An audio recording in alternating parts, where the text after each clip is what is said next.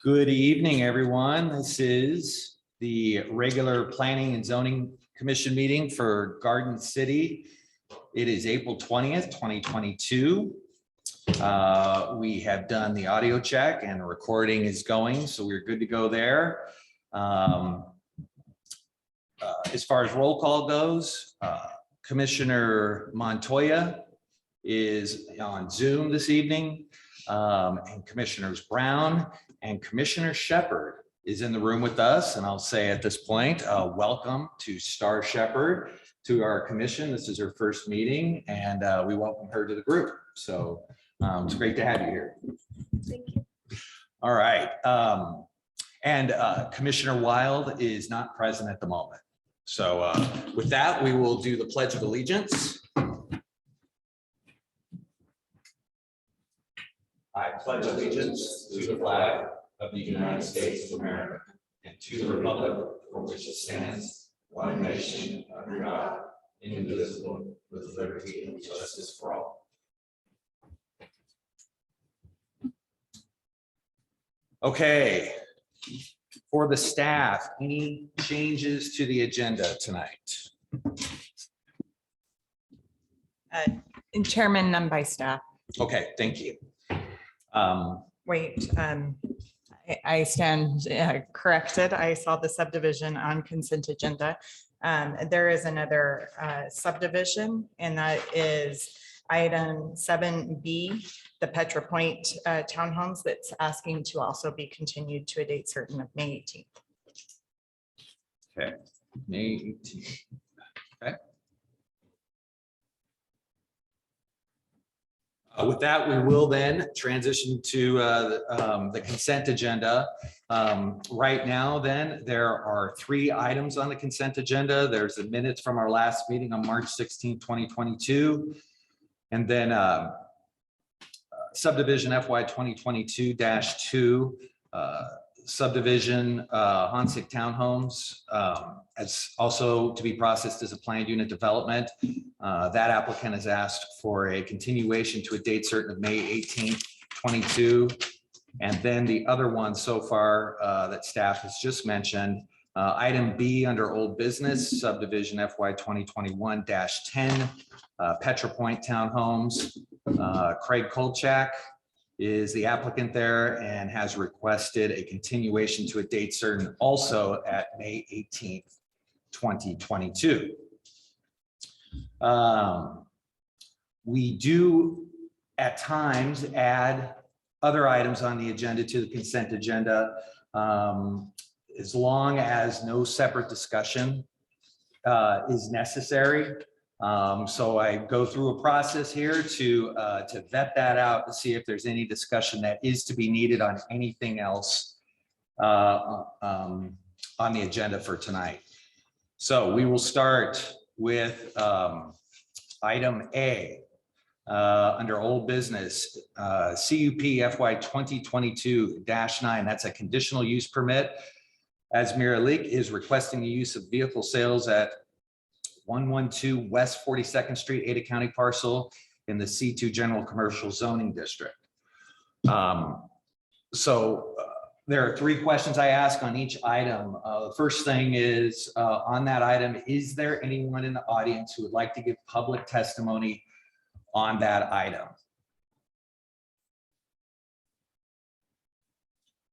Okay, that would be a no. And is the applicant present? Okay, if you could state your name for the record, and have you had an opportunity to review the findings of fact, conclusions of law, and draft decision, including draft conditions of approval? Yes. And your name and address for the record, please. 112 42nd Street. My name is Asmir. Okay, thank you very much.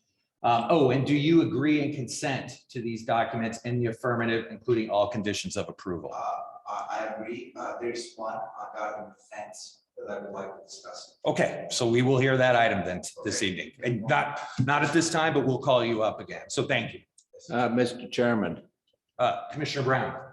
I apologize for interrupting. I also understood that you were going to request a waiver to the sidewalk requirement. We, we called a couple of people and we're gonna go ahead and put the sidewalk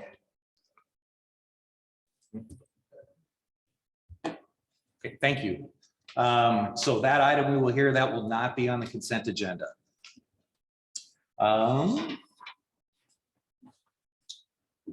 We will hear CUP FY 2022-12.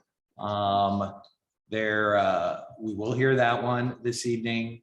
And then we will also hear, I take this back, excuse me, and the other item that could potentially be moved to the consent agenda is item B under public hearing. So that's CPA FY 2020-2. That's a Garden City proposed code text amendment to Garden City Code GCC 8-4 HI-5 changes to flood hazard ordinance. Is there anyone in the audience who would like to give public testimony on the proposed code text amendment to Garden City Code?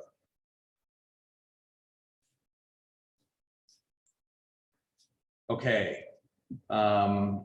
For staff, is there or any member of the commission, is there any reason that we feel we need to hear this item this evening? Chairman, staff's comfortable not having it heard. Okay. This commissioner agrees. Okay.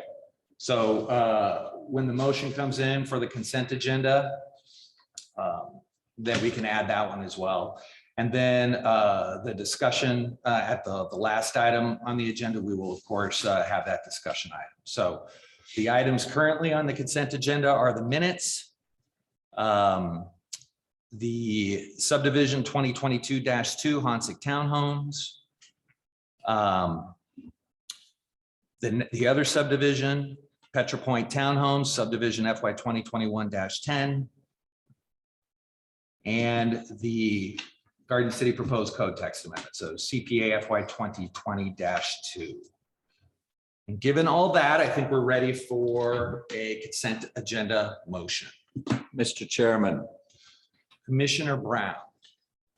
I move approval of the consent agenda, which will consist of the approval of the minutes for March 16th, subdivision FY 2022 number 2, Honcik Townhomes Subdivision, subdivision FY 2021 number 10, Petra Point Townhomes, and CPA FY 2022 number 2, Garden City proposed code text amendment to Garden City Code. We have a motion. Is there a second? I second the motion. Okay, Commissioner Montoya has seconded. All those in favor of the approval of the consent agenda, say aye. Aye. Aye. All right. Consent agenda is approved. So we will move to our first item on the agenda. And it is CUP FY 2022-9. Conditional use permit. Asmir Alic is requesting the use of vehicle sales at 112 West 42nd Street in the C2 General Commercial Zoning District.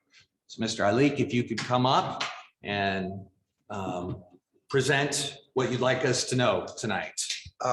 First of all, I wanted to say thank you to the staff. They are so awesome to work with. Since this is my first time to try to get an approval on the site. We agreed on all the terms that you guys required to approve the 42nd Street. The only thing that I have a concern right there is about the fence, because right now it has a partial of the fence. And just last week, we had to report a few times because the fence was open, because we had to move it for some parking spaces to make some parking spaces, because Haley wanted to see on the plans our parking. So we moved the fence and the fence was open. So we had 2 color converters stolen. So I would like to see if we can be granted not to move the fence. Okay, was there anything else other than that? No, Okay, all right. Thank you very much, sir. And before I go to the next step, I should cover real briefly the flow of the flow of each item as we go through the agenda. So I'll do that real briefly. I will introduce the item. The applicant will give their presentation. After that, city staff will come up and do their presentation. We will then have a public hearing on the item if there is any testimony to be heard. And then the applicant can come up and provide rebuttal testimony. And then we will close the public hearing. After all that, the commission will discuss and then make a motion and move to a decision after that. So the applicant has 15 minutes to do their initial presentation, as does staff. Okay, so that said, we'll hear from the staff on this item.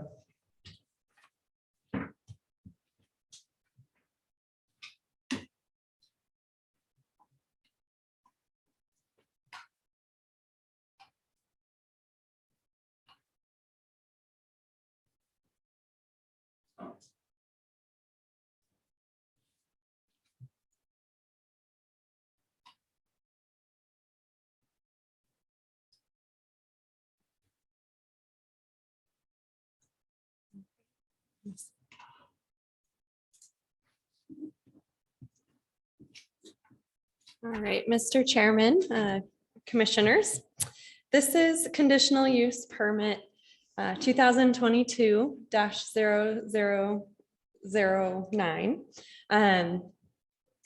Previously, this conditional use permit was 3 different properties, 2 of which were located at 4209 and 4195 West Chinden. Since then, and since the last month's Planning and Zoning Commission hearing, it has shrank down to just the lot located at 1112 West 42nd Street. The request is for a vehicle sales use located at this property. And the minimum site requirements for vehicle sales is 30,000 square feet. This property located at 1112 West 42nd Street is 0.689 or 30,012 square feet, just meeting the minimum requirements for this use. The applicant is not proposing use of the entire property. And as you can see on my screen, this landscaping plan is showing the improvements that which the applicant is proposing. I can zoom in a little bit more, but it's essentially the entire lot, which is a legal lot.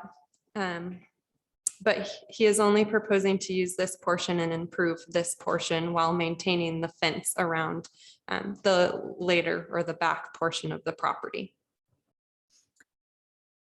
There are a few different conditions drafted in the staff report that do defer some design standards to the design review committee, because as a new construction, this property will need to go to the design review committee for approval.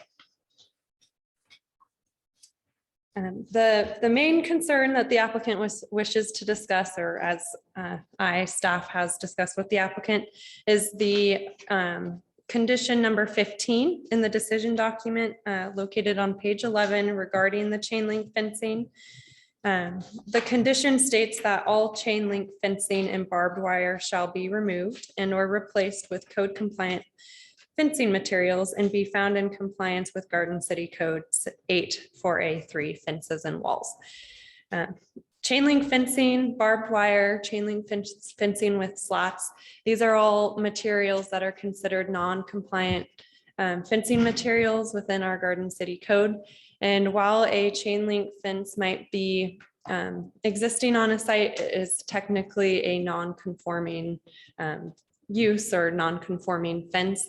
And so typically when a conditional use permit comes through, the Planning and Zoning Commission determines that that fencing material needs to be removed and the applicant can determine if it needs to be replaced or not.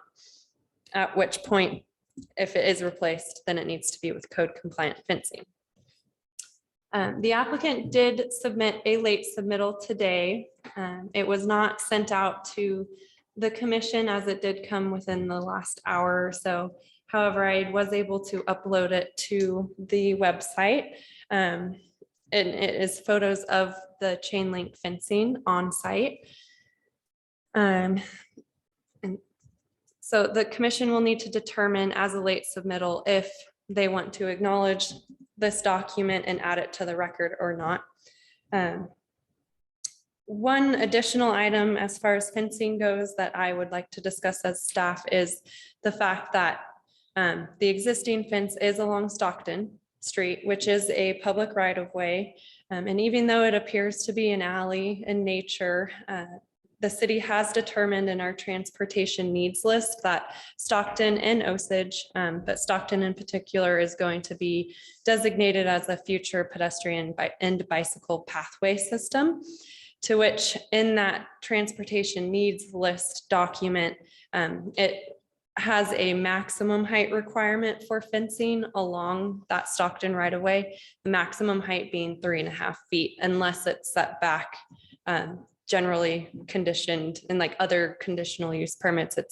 If it's set back 10 feet, it can be the 6 feet tall. If it's closer to the right of way, it has to be the 3.5 feet tall if needed.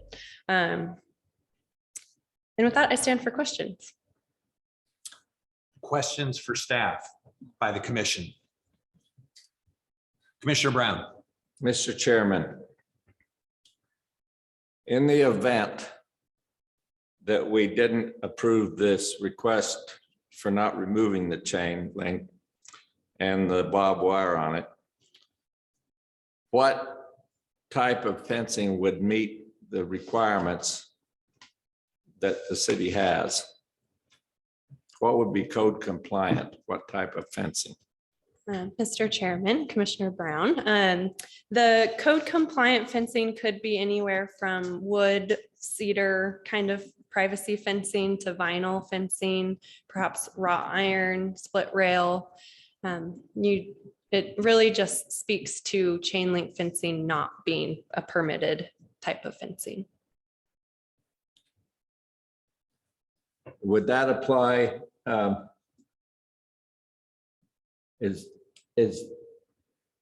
Would that apply the requirement for the entire rectangle other than where the building is? In other words, are there 3 sides that are left? There are 3 sides that consist of that type of fencing. Is that correct? I believe it encompasses the entire lot. If it was code compliant, is it your opinion that if it was code compliant, are we able to waive the requirement so it only be 3 feet and allow a taller fence? And if we did that, would it be 6 feet? Is that what we could, can we do that? So our Garden City Code allows for 6 foot tall maximum height fence. And so that would be code compliant. However, it would be going directly against the Garden City transportation needs list and the goals of making that a pedestrian oriented bicycle transportation node. All right, thank you. I'll ask a clarifying question to dovetail off Commissioner Brown. So I think you said, and I could be wrong, but that the fence could be set back from the roadway and then it could be 6 feet. Otherwise, it would have to be 3.5 feet. Is that correct? Yes, Mr. Chairman, that is correct. Okay. And then is barbed wire, do we know, is that around the whole? And it is, I know it looks to me like chain link is around the whole thing, but is barbed wire on the top around the whole thing? Mr. Chairman, I do not believe that barbed wire is around the entirety of the fence line. This does not appear that way. Perhaps the applicant could Yeah, respond. and when he comes back up, I can ask him. But it is definitely along the Stockton frontage. Along Stockton, for sure. Yes. Okay, thank you. Any other questions for staff?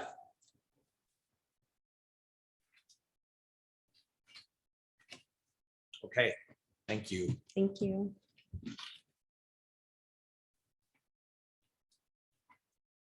All right, Wait a minute, I apologize. Commissioner Brown, go ahead. I apologize. I apologize, but I kind of think this would be important. If in the event that we didn't waive,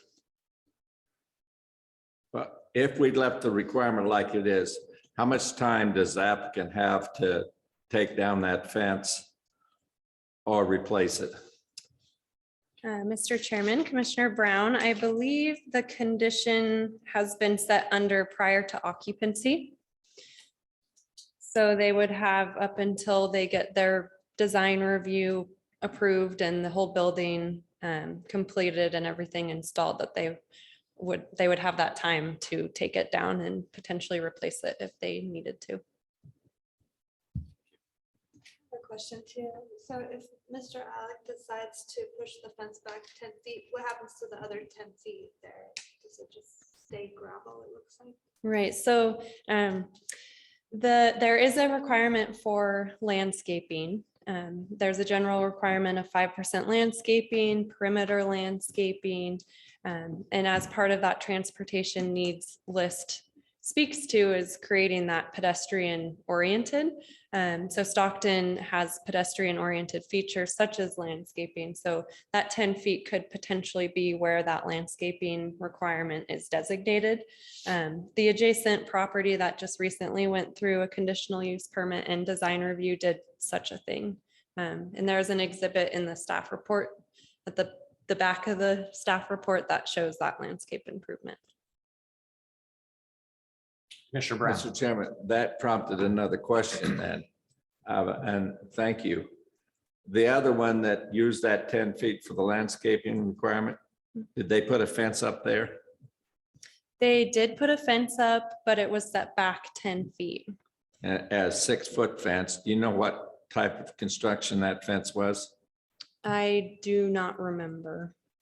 But it was code It compliant. had to have been code compliant because it was new construction. Thank you very much.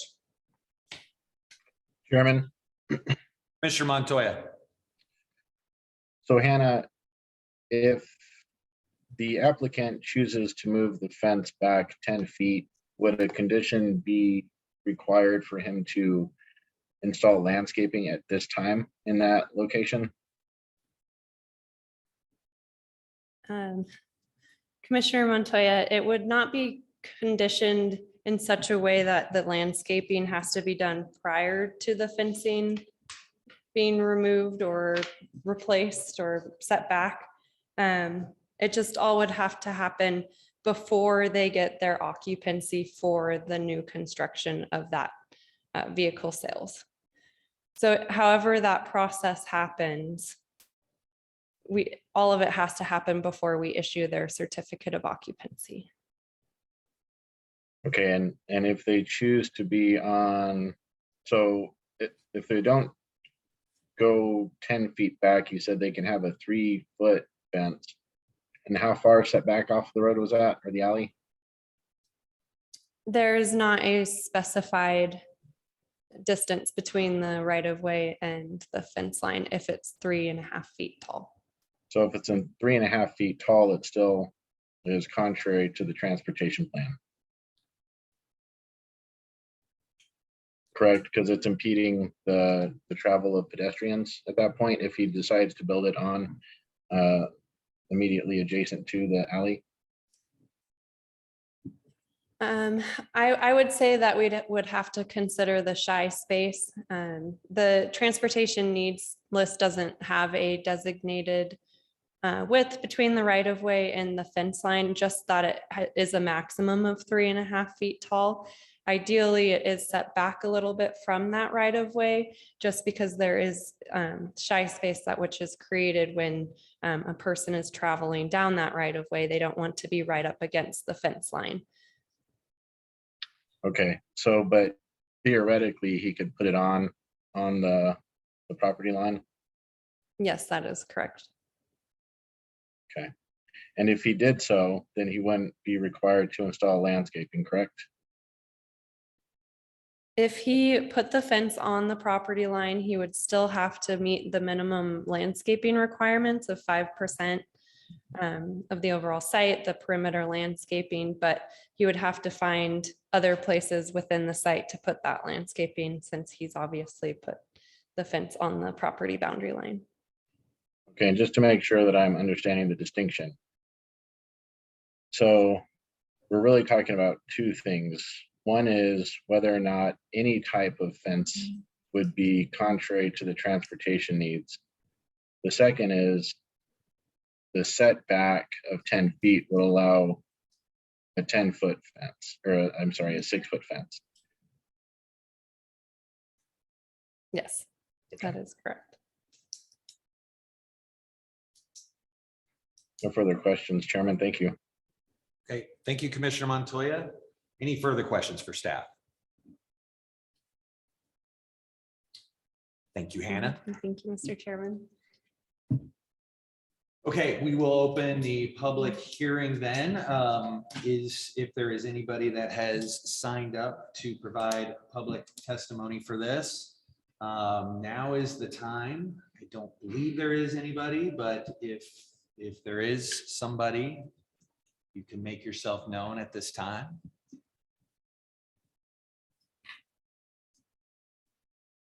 Okay. Don't think we have any public testimony, so the applicant can come back up and provide more information based on what's been mentioned since you were up the first time. So you're good to go. Okay, why we need that fence there is safety for people's cars, because if you take somebody's cars, if you would come in and service your car at our location, we need to keep it safe. And that 3.5-foot fence, because just last week we had to report there were 15 cases just in Garden City, people going around and stealing color converters. And it's been on our news. So you really need that, because we had to move the fence a few feet back. So we had it open and we had a couple of customers' cars in there. I had to replace their color converters that ever been done, and we reported to the police. If there's not that whole, that's an alley, there's fences all over. If you would walk right now, I'm there since 2011. There's hardly anybody going in that alley besides cars that move. There's no sidewalks. Even if you would want to go up Stockton to go up to Chinden, you can't cross Chinden right there. So you would have to go to Chinden to cross the sidewalk. There's no light streets, there's no stop signs, there's no nothing besides chain links on the whole sides of that area. And our whole thing is we just want to use that front little area so we have more service, and we applied with all the complaints that you guys wanted. You guys wanted sidewalk, you guys wanted landscaping. We want to do it because we want to bring a nicer area. And I feel since 2011, since I've been there, my whole goal is just to make that area better and better. And I don't know how many guys you guys drive through Chinden and see how many other lots are out there, but we're trying really hard. But if we move that fence to a 3.5-foot fence, or move it 10 feet away from the road that's already been there, there's a whole huge ditch. In case a pedestrian would walk, they would walk right into the ditch. It wouldn't make any sense. I mean, there's people walk around that area, and if they see an opportunity to take somewhere where there's not a lot of lighting and whatever it is, they will go and take your stuff away. So you have to have, I'm opposed to move the barbed wire that's on top of it, but the chain link needs to stay there, because otherwise they'll steal anything that they can put their hands. Lately, we only more concerned because of the color converters that are really expensive. You know, when they go and steal 10 gallons of gas, you're like, okay, we can replace that gas. But when they take scissors and cut your mufflers and your exhaust system, that's like a big deal. So you really need to have that section where you can leave a customer's car and not have to be worried about it and be like, oh, do I'm gonna have to spend another $1,000 to replace their exhaust because somebody decided to go back in the alley because it's dark and so we really need that fence there too. And it cannot be a 3.5-foot fence, or it has to be a 6-foot fence to keep people away from there. Okay. Yeah. Any questions? Thank you for staying up there. Please stay up there because we're going to probably have some Yeah, questions for please. you. So any questions for the applicants? Commissioner Brown. Mr. Chairman, and I having trouble with my sound system. I have a lot of sympathy for you with regard to Stockton. And for those of you that don't know a little bit of history about Stockton, Stockton is a totally inadequate right-of-way to be called a street. Unfortunately, the buildings and stuff that were along it predate the highway district being organized. So, and that had already been designated as a street instead of being an alley, because it correctly should be classified as an alley. And if you saw the pictures, and the highway district's not able to change that. So it is a street. It's public right of way and it's totally inadequate.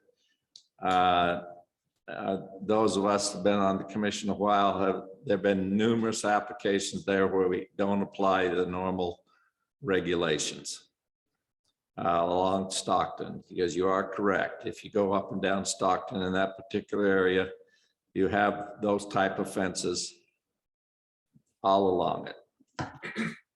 That being said, this is a question. I'm not up here to make speeches, but I thought I sort of would explain that a little bit where I'm coming from. What would be your reaction if we were able to require that chain link fence and I understand you're offering to take down the barbed wire portions. And there's not barbed wire apparently along Stockton, but there are on the other.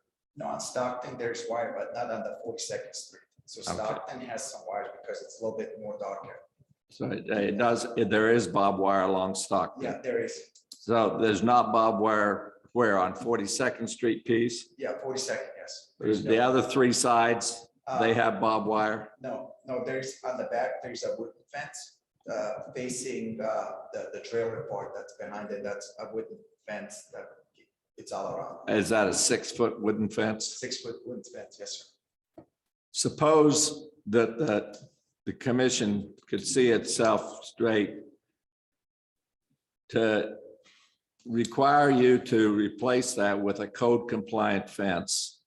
But we came up with a methodology where you didn't have to have it done at the same time in order to get an occupancy permit. In other words, we gave you more time to do that. And that would give you a chance to get your new building, to get that done. I understand the expense problems and that you've already you did a good job of explaining that. And that this is just another added expense. But let's suppose that we gave you some additional time, like let's say theoretically a year. We gave you up to a year to get that, and by then put some kind of a requirement together that by that time period, you would have to put a code compliant fence in place. Would that be helpful? Would it make it more possible for you? I don't think I could do it within a year because putting fence up, it's pretty expensive. Alone just me moving 96 feet of the fence that I moved, it cost us $5,000 just to move the fence. Everybody's right now, maybe 5 years ago was a little bit cheaper, but every contractor you are way behind, and now on the other side, I think it's 130 feet that would be, I would need maybe 2 years. So maybe so maybe if it wasn't a year, it was even, if it was a little bit longer, you think maybe that would make it more possible? I would have to see whether, I'm more concerned about the customers' cars that we have there. Okay, that's my whole concern. If there would be one, if there wouldn't be more concerned about our service that we provide to people, we could take the whole fence out, but I'm mostly like afraid if somebody's car is there and something happens to it. All depends on how big the fence can be, you know, and what kind of fence can it be. It cannot be a 3-foot iron fence where you can just jump over it, and it does look nice, but it doesn't suit any purpose. It suit, you know, most people who are like to take people's stuff away, 3 feet for them, they can just put their foot over it and walk over it. You know, it's gotta have to have some kind of challenge for them to go over the fence or whatever. Well, I'll just say real quickly on behalf of the commission, I think I can speak for everybody. We get and Yeah. respect your need for a fence. Yeah. That's not the question at all. We just have a code compliance issue with chain link versus some other kind of fencing material. So I doubt that way back in the day that they said they needed to have a fence that they can see into the area, because they didn't want to have a 6-foot wooden fence. That would look more ghettoified than anything else, because when you go through and you cannot see what's in there, doesn't unlock, not, you know, most people can put, we had some issues with people graffiti on the side of the couple of the fences that were against that fence, and they had that vinyl plastic fence. Yeah. People would go on there and graffiti, and then we had the city came over and painted over it stuff. But if you would put a 6-foot vinyl fence, that would be a great artwork for people to come in and write whatever they want to write on there. Or if you would put a 6-foot, that's a wooden fence, another thing that is more bringing people that would do something like that. So with a chain link fence, it's kind of, you can see what's in there. You understand that you have to keep your area clean and nice. And I understand that. That's what I want to do. I don't want to provide business where you come through and you don't want to give us any service because you look 19 cars that are blown up pieces on the side. So we want to keep that area to be nice and clean. So there's not a lot of way that I don't say that there's a lot of people that like to do those things, but the people that would like to graffiti on or whatever it is, there's lesser deal to do with a chain link fence. The worst case is they'll cut it up and you can always fix it. It's easier to fix than replacing a whole vinyl piece or. okay, any Commissioner Brown? What about a wrought iron spike fence? You know, black wrought iron, I did look into those. They are so expensive. they're very They expensive. are really expensive. I looked up because before we had a little vinyl fence around our dealership, and I took it out because I kind of wanted a new look because if the road was getting made and I wanted that place to look nice. Just for like 3 feet of iron fence, it's like $800 for it. That is like the most expensive fence. It would cost you probably $50,000 to put up that iron fence along that area. I got one last question. Regardless of what kind of fencing you needed there, your position would be it needs to be on the property line where the current fence is that correct? Yeah, yes, sir. Yes. That's enough questions. Thank you. Any other questions for the applicant? I have another question. Commissioner Shepherd. Commissioner or Chairman, following up on Commissioner Brown's question, you were saying that you need to have your fence on the property line, Mhm. but it has to be 6 feet. Yes, ma'am.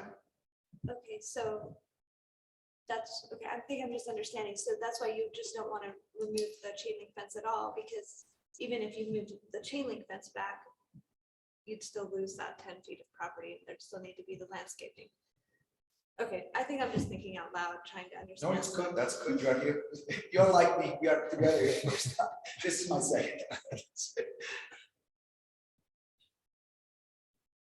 I'm curious if there's not another way to beautify a chain link fence, like maybe with fines? Is that even something we could entertain as a possibility? Where the new, sorry to comment, it's talking about beautify, I like to make my place really nice. Okay, where the building is coming along, where 42nd Street is, like on that side, that whole fence will look really nice because we'll have landscaping out there. There are gonna be some trees and some brushes. It will look really, really nice. But if you put those vinyl things, there's a lot of people that maybe that, oh, if you put the vinyl things, it would make it look nicer. But Right. people can go in and graffiti on there. We had that issue, and if you talk to the Boise Garden City Police, they'll tell you a lot of stuff is going on. Not all of us know about it, but there's a lot of. Yeah. Just to clarify, I don't mean like the vinyl strips, but I mean like clematis flowers or like vines, like plants. I could, My neighbor has those, just, sorry. Chairman. you go ahead, you go ahead. Because I walk on that road and I've been there since 2011. So if you walk down there a few blocks, there is some people that put some lines on their fence.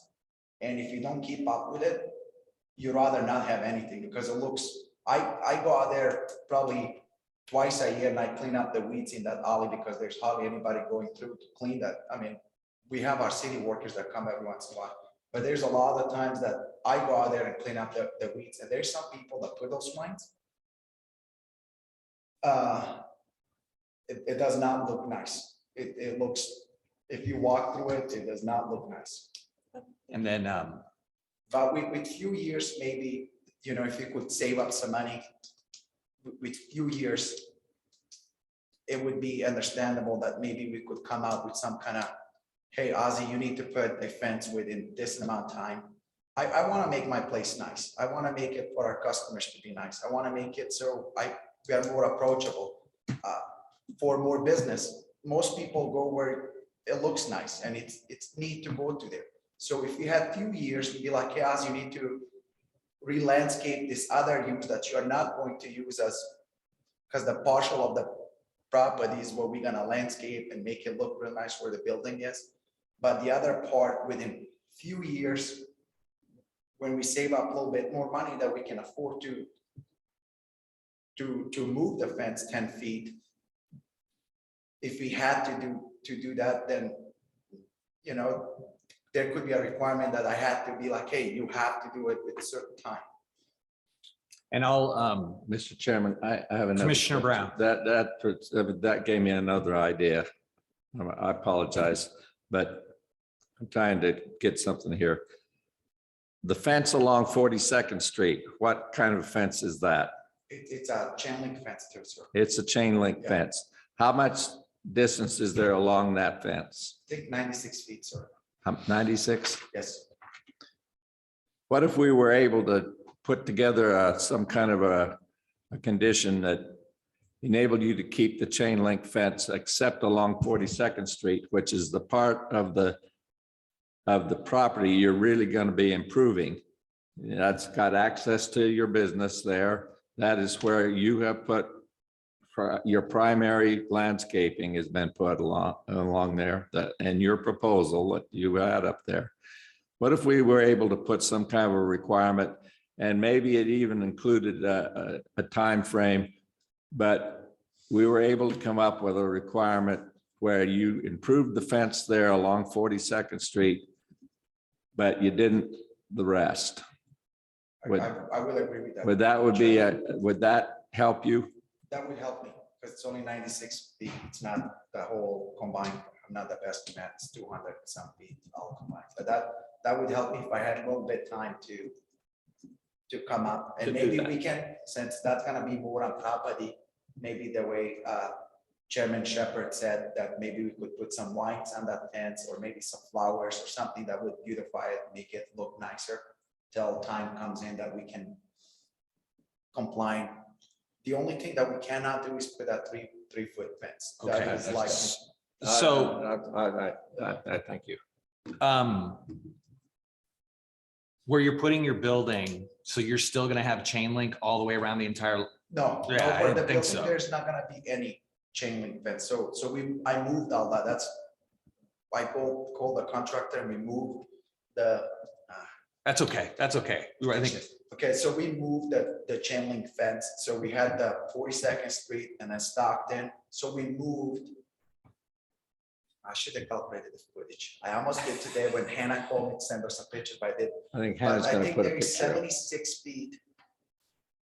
So you see how from one, Oh, thank you, Do Hannah, you you are want, so nice. do you want these or do you want Uh, the no. site plan? So you see how the fence all around the bottom is kind of moved? I moved that fence from the original stand where it was. So where the new building is, there is no fence at all. Okay. Because we will not have. that's all I'm just trying to get Yeah, at. Okay. so we will not have any customers' cars there. So in case a customer comes in, we will move their car in a chain link fence if it needs to wait for any parts or whatever it is that needs to be done. So there is no fence on 42nd, No. and nor But will there That looks really good. That's how. be. Okay. Do you mind if I use the mouse? Yeah. So this is, you see right here, this is where the Right. the fence Okay. is. I'm So, good. so we went and moved the fence. So there's no longer any fence around here at all. So it's all open. Besides, there's fence here that we moved another 20 feet back. So the fence, this fence right here that stands, it stands like about right there, although on top of it. That's where that chain link fence is. Understand. Yeah. Okay, thank you. And then, yeah, Chairman, Commissioner Montoya. so looking at this site plan, it looks like along Stockton, there's fence that's currently inset into the parcel. Mr. Alic, what is that used for? Chairman, on Stockton, you said right around here. Nope, so if you move further up Stockton, you'll see that there's two areas that have the fence going inset into the property. Okay, this is a gate, another gate that goes to this property in here. And Is what that do what you, you talked about, Chairman? yep, exactly. What are you using that for right now? Usually when we have cars come in, every once in a while, this alley is pretty narrow. So a lot of the times people just move into it so another car can come move. But the main chain, the gate that we use, it's more kind of like where this landscaping is right here. The gate's gonna be like right here. But on this right here, so there's a gate too, but majority of the times that gate is used for people to just pull, another car drives by, then they pull back and then they drive wherever they need to drive. And how far inset into the property would you estimate that is?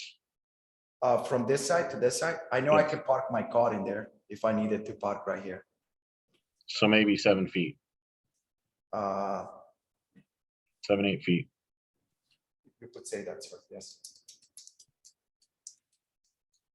So would you be opposed if you had to move the fence back, but you moved it and it remained chain link? That's what we were talking about, Chairman, just a few seconds ago. It just, I don't oppose to do something like that, but I would need, I kind of would need that space, the 7-foot space. It's an important part for me. I kind of would like it to be on the property line, but if we needed to do it, we would need few years. I don't even know what to look. We would even need few years to come up with some more funds to be able to pay for it. Well, Not everything is cheap. sure. And so the reason why I'm asking that is just the distinction between chain link, which is not code compliant, versus a code compliant fence, like a wrought iron fence.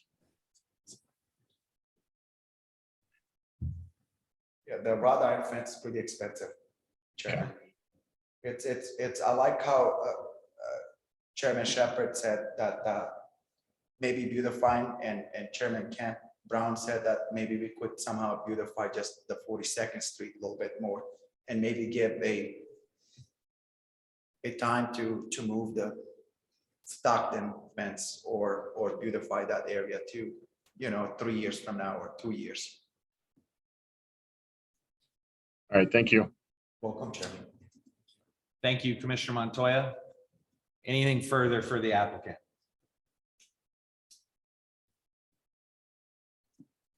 Okay.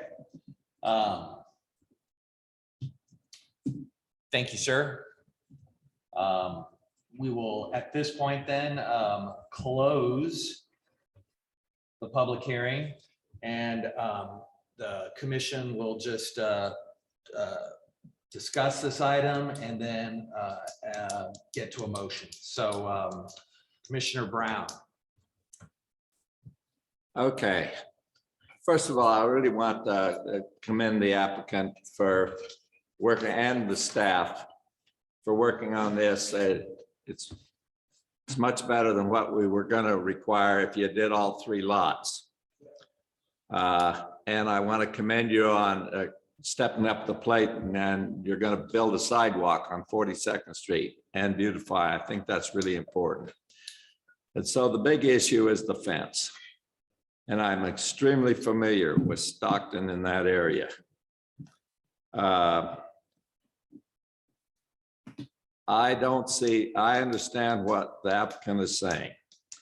I don't think he can have what his business is with having it secured. And I believe he gave us an example. And I'm sure that is true. In that part of Garden City, unfortunately, if he doesn't have a fence and he's got automobiles in there. And I'm very sympathetic to what it would cost to put an adequate fence in there, one that was code compliant.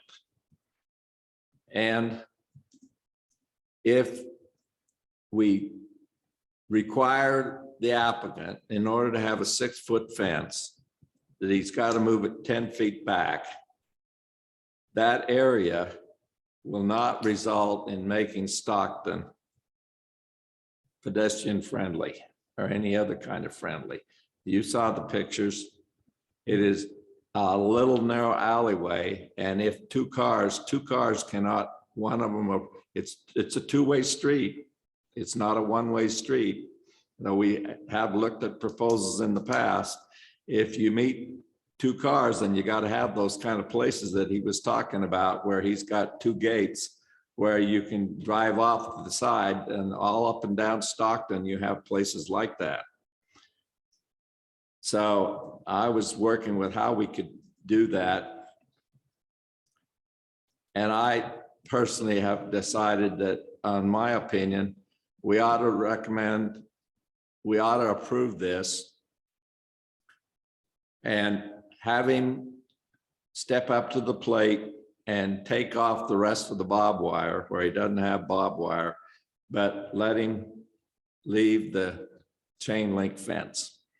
And I understand what our new commissioner has said, but if you go along there, if you want to try to have some kind of plantings or something with growing that fence, I would require putting in a complete irrigation system along there. Anything you plant along there, it won't survive without having a irrigation drip system that was put in for it.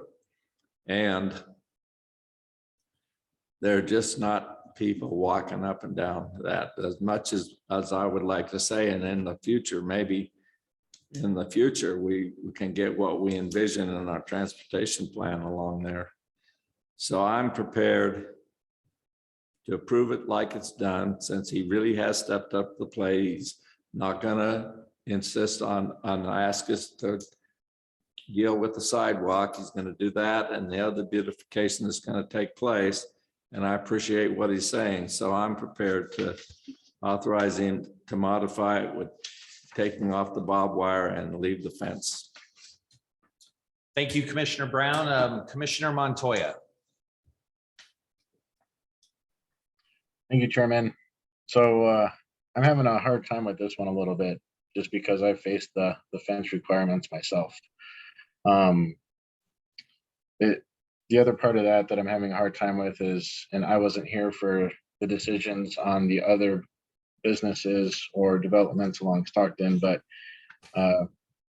having other businesses along Stockton make improvements and then not requiring those improvements along Stockton with the applicant, I'm finding a little at odds. However, I do appreciate what Commissioner Brown is saying, And even the logistics of having landscaping offset from Stockton could promote people driving into the landscaping if another car is coming on, is coming in the opposite direction. I did like where Commissioner Brown was going with potentially adding fencing on the 42nd Street side to at least come to a little bit more of some sort of compliance with the fencing. Understanding that in the future, if there is potential development on that remaining portion, that there'd be requirements to improve that area, which could potentially remedy the deficiencies in the fence.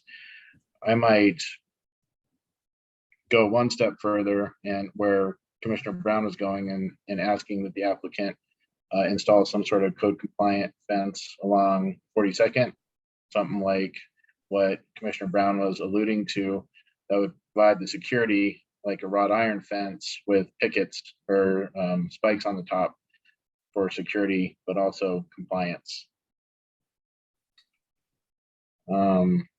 I agree with Commissioner that I appreciate the applicant coming back.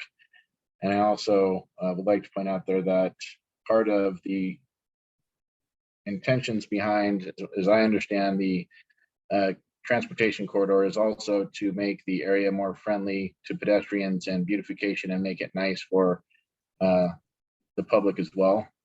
So keeping that in mind along Stockton. Those are currently the comments that I have, Chairman. Okay, thank you, Commissioner Montoya. Commissioner Shepherd. Thank you, Chairman. I want you to know I did review the recordings from the meetings last week, so I have some background on your case, and I appreciate you also coming back and doing all of the other conditions like the landscaping and the sidewalks. And I'm thinking about a security fence and understand your position with needing it to be 6 feet tall. I understand the position too of being concerned about graffiti on a kind of fence that's like solid wood, but I'm also wondering if that wouldn't be more secure in terms of people not climbing it, because people could also climb a chain link fence if it was 6 feet tall. I mean, I know there's like pros and cons and it goes back and forth, but I like Commissioner Brown's idea of giving you more time to put the fence up. And I'm trying to I'm wondering if it's possible to I know you need that extra 10 feet, but if you were to put a fence up now along Stockton Street, if it could later, when Garden City grows and develops, if it could then be moved back to 10 feet. Now, I don't know if that's possible. I'm still learning all of the codes and everything. So those are just ideas that I'm having, bringing up for a possible discussion. So. Can I say something? Sorry. Not at this time. Sorry about that. Thank you, Commissioner Shepherd, for your thoughts. I'm gonna throw in a couple of thoughts here too. So everybody involved with this application has done tremendous work. The applicant with his input and clarity with what he wants to do with this application. Our staff has worked with him great, and then even our last meeting during the planning and zoning meeting, the commission had some terrific ideas, and it got us to this point today. So I think everybody has done a lot of work to really help the applicant get to where he wants to be. Obviously, the fence issue is something that's still quite a major issue, and I think it's safe to say that we all empathize with that, and your wish to keep up the chain link fence. But then there's the bottom line that we just have a code compliance issue. So where I'm kind of landing on this thing is I'd like to see the chain link disappear and allow lots of time to make it disappear and put up a code compliant fence. Even if it's in pieces. So if you do one side of the lot, I'm just making this up, in a year, and then 2 years, do another side of the lot or whatever. Where I'm at on this is that is to take down the chain link. I guess I'll just say it that plainly. So those are my thoughts. I would offer lots of time, and again, in increments, to make it as easy as possible. Because again, I'll just say it again, I've already said it, we sympathize, we understand the costs, or not as closely as you understand the costs, certainly. But we certainly understand that it is a significant cost. But again, we have a compliance issue. So I'd like to see us, at least my thought, offer you lots of time to complete the project, and again, in increments. So those are my thoughts. Commissioner Brown. Now, I was sitting here thinking about this. And so this is just a conjecture for everybody. I would want them to comment. Supposedly, it sounds like all of us would like to have the chain link fence and the barbed wire gone. There's a lot of problems with it right now. So suppose we can craft it up a condition that required the gentleman, remember, he's moved the fence on 42nd Street. If I understand it, there's not a fence any longer out on 42nd Street. One time there was. It's behind where the building is. But suppose we crafted something that said that in the near term, he would put a code compliant fence on those portions that are fronting 42nd Street. That would be the two sides beyond the building. And then we kept a requirement to put a code compliant fence in place, but condition it and said that, what did he have? 2 years. Let's say he had 2 years. Would that fit your requirement? It would, Commissioner Brown, and I'd be flexible to it be longer. I don't know if that's reasonable from staff's perspective, our perspective, but I do want to respect what the applicant has to do to become compliant and the costs associated with that. So if it means being a little bit more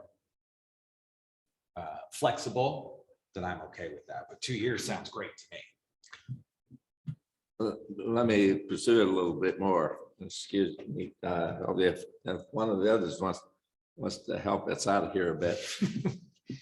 What if we,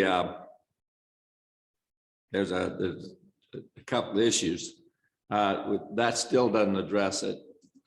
What are we in a position where we would say, when he does the code compliant part that's along Stockton, if it's going to be 6 feet high, are we going to stick on the requirement that it be moved back 10 feet? Or do we want to say, no, he could put it where the current fence is?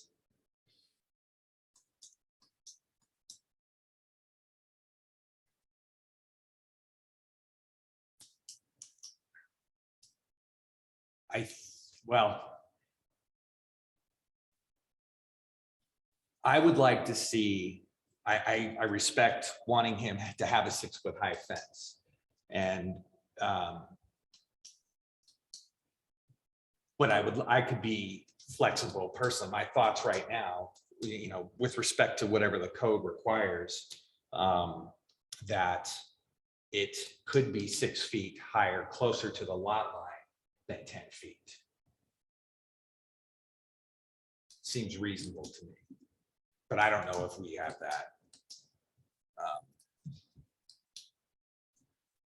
capability to do that in this room. I think you're in charge. I would think that, I think when we're having a discussion like this, it's perfectly fine. I did it in the past. You might ask the staff to help us out here, give a comment on that. Yeah. All right? Yeah. Well, we're discussing ideas, so Anyway, you might ask the staff to see what they thought about that. before we do that, Commissioner Shepherd or Commissioner Montoya, any thoughts on where we're going here, or disagreement, agreement? So Chairman, Commissioner Montoya? I fall in line with your sentiment and would support your proposal. And I would say no more than 2 years. Unfortunately, people have to go out and get loans to do improvements on their property, and there should be a timeline for doing this. And 2 years seems more than reasonable, in my opinion. Okay, okay. Commissioner Shepherd, anything any thoughts you have on this? Yes, Chairman, I agree with your asking him to take down the chain link fence, but giving him lots of time to do it. Whether it's 2 years, I would say up to 3. To do the whole property, maybe just 2 years to do Stockton, and doing it incrementally. I agree. I want to see him be able to do what he needs to do for his business. And so, yeah, I would be in favor of approving that with those conditions. And I don't know about the codes either, about whether moving it off the 10 feet. My initial reaction is like, that's him losing a lot of his own property for pedestrian usage. But I don't know, like, I know I'm still learning about the comprehensive plan. But I just think that's a lot to ask people. Okay, okay. All right, thank you, Commissioner Shepherd.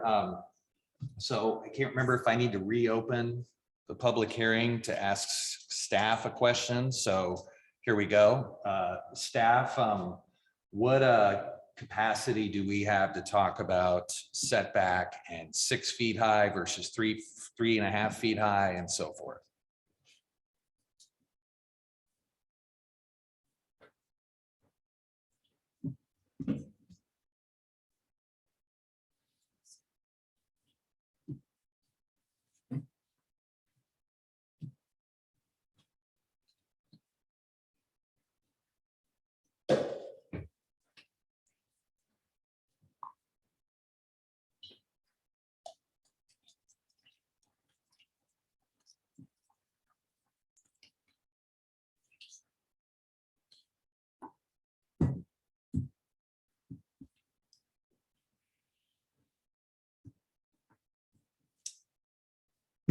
Chairman, members of the commission were having a hard time in trying to determine that where the provision says that the setback is 10 feet and it addresses the sidewalk, to address the sidewalk. Whereas along Stockton Street, sidewalks are not required. And so the provision's based on a sidewalk. Unfortunately, we don't have an attorney to weigh in because the provision doesn't specify what to do when there is not the sidewalk to take into consideration. To me, reading the intent is to allow for vegetation to be placed between the sidewalk and the fence to allow for beautification, because it does note that there it's to be, I think it's, let me say that. It does not specify the purpose. It just notes to allow for landscaping between the fence and the sidewalk. And so I do apologize. I know you're looking to me for, in this instance, legal guidance. And I don't know that I have a clear cut guidance in that code is not clear cut. So would there be a way to properly make a motion that could satisfy? Would there be a way to make a motion that would allow us to have flexibility in the motion based on that information? So if the motion says something like, you know, we'll condition a 6-foot high fence, and the setback from Stockton would be per code at a later date, something like that. I don't know what the wording is, but or is that too vague? Chairman, I do appreciate where you're going with that, the per code, and then we could have an attorney weigh in on the reading of that when in this instance. That is certainly something that you could do, and that would give the applicant a little bit of flexibility, perhaps. And I certainly don't think that anybody in this room would like to see another continuance. As there's been a continuance, that would be another option for a legal opinion. I guess those are the only two options that I can think of in that Okay, instance. thank you. Thank you. Um, And it also could be legally, Ms. Beal had a great suggestion right there. Excuse me, Chairman and members of the commission. It could be deferred as to the design review application to be identified what is legally compliant through that application, as that will be required as well. And so that's where it could be identified. So that sounds like a good option. Mhm. Okay. Okay.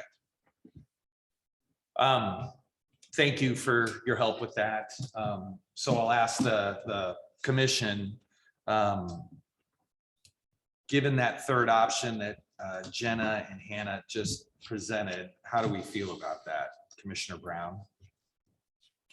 No, I think that's an excellent idea on the issue of setback. And that way they could get a legal opinion from the attorney, and we could, if it's us that have to make it, we can put that responsibility on the design review committee to enforce where it would be located.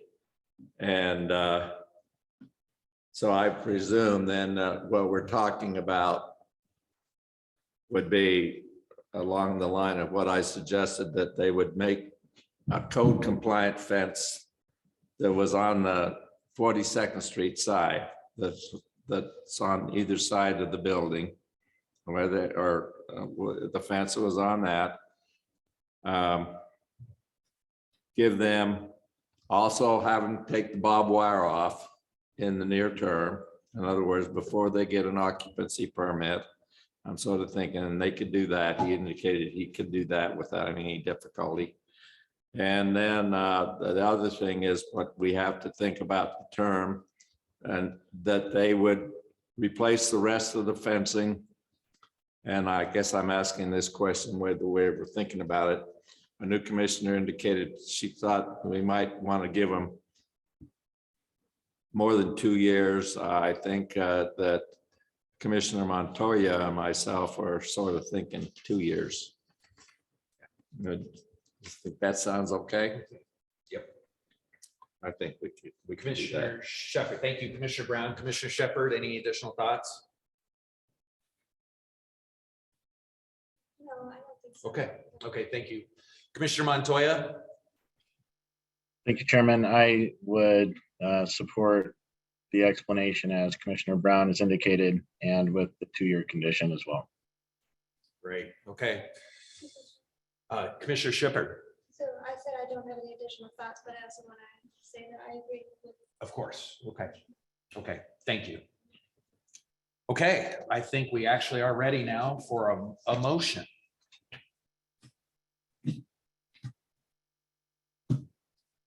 Commissioner Montoya, you want to make a motion or you want me to try it? You've got the experience, so I'll defer to you. Oh, well, thank you. I don't know. Hopefully I'll be able to do it. All right, Mr. Chairman. Commissioner move- Brown. Yeah, I move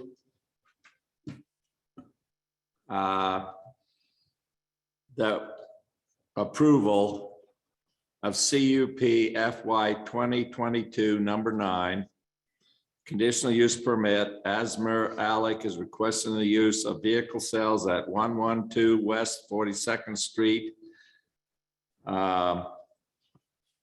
including all the findings of facts, conditions of law, and the conditions of approval with the amending of, I think it's condition number 15, to read that prior to the occupancy permit, the applicant will replace the chain link fence with a code compliant fence on the 42nd Street sides. The remaining sides, that the barbed wire where there is barbed wire, it will be removed, but the chain link fences there can remain, and that it will be replaced with code compliant fencing within 2 years. However, and with regard to the question of where the fence along Stockton is placed, that will be deferred to a decision that will be made by the Design Review Committee based upon consulting with the city attorney on what exactly is implied or required by the code, by Garden City Code, with regard to a fence setback from a right-of-way. Thank you, Commissioner Brown. So we have a motion, I second the motion. and Commissioner Montoya with the second. All those in favor, say aye, please. Aye. Aye, so there are no nays. You are approved, sir. Thank you, guys. Thank you, Chairman. Thank you, sir. Okay. We will move to the next item on the agenda. Let's see here. CUP FY 2022-12, Chase Hyday is requesting an equipment rental located at 8529 West State Street, located in the C2 General Zoning District. Mr. Hyday, hopefully I'm pronouncing that correct. Okay, great. Yeah, if you wouldn't mind coming up and provide your name and address, and you'll have 15 minutes.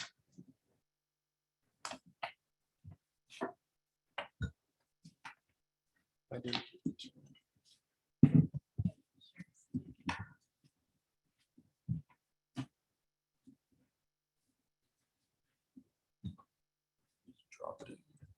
can just click it.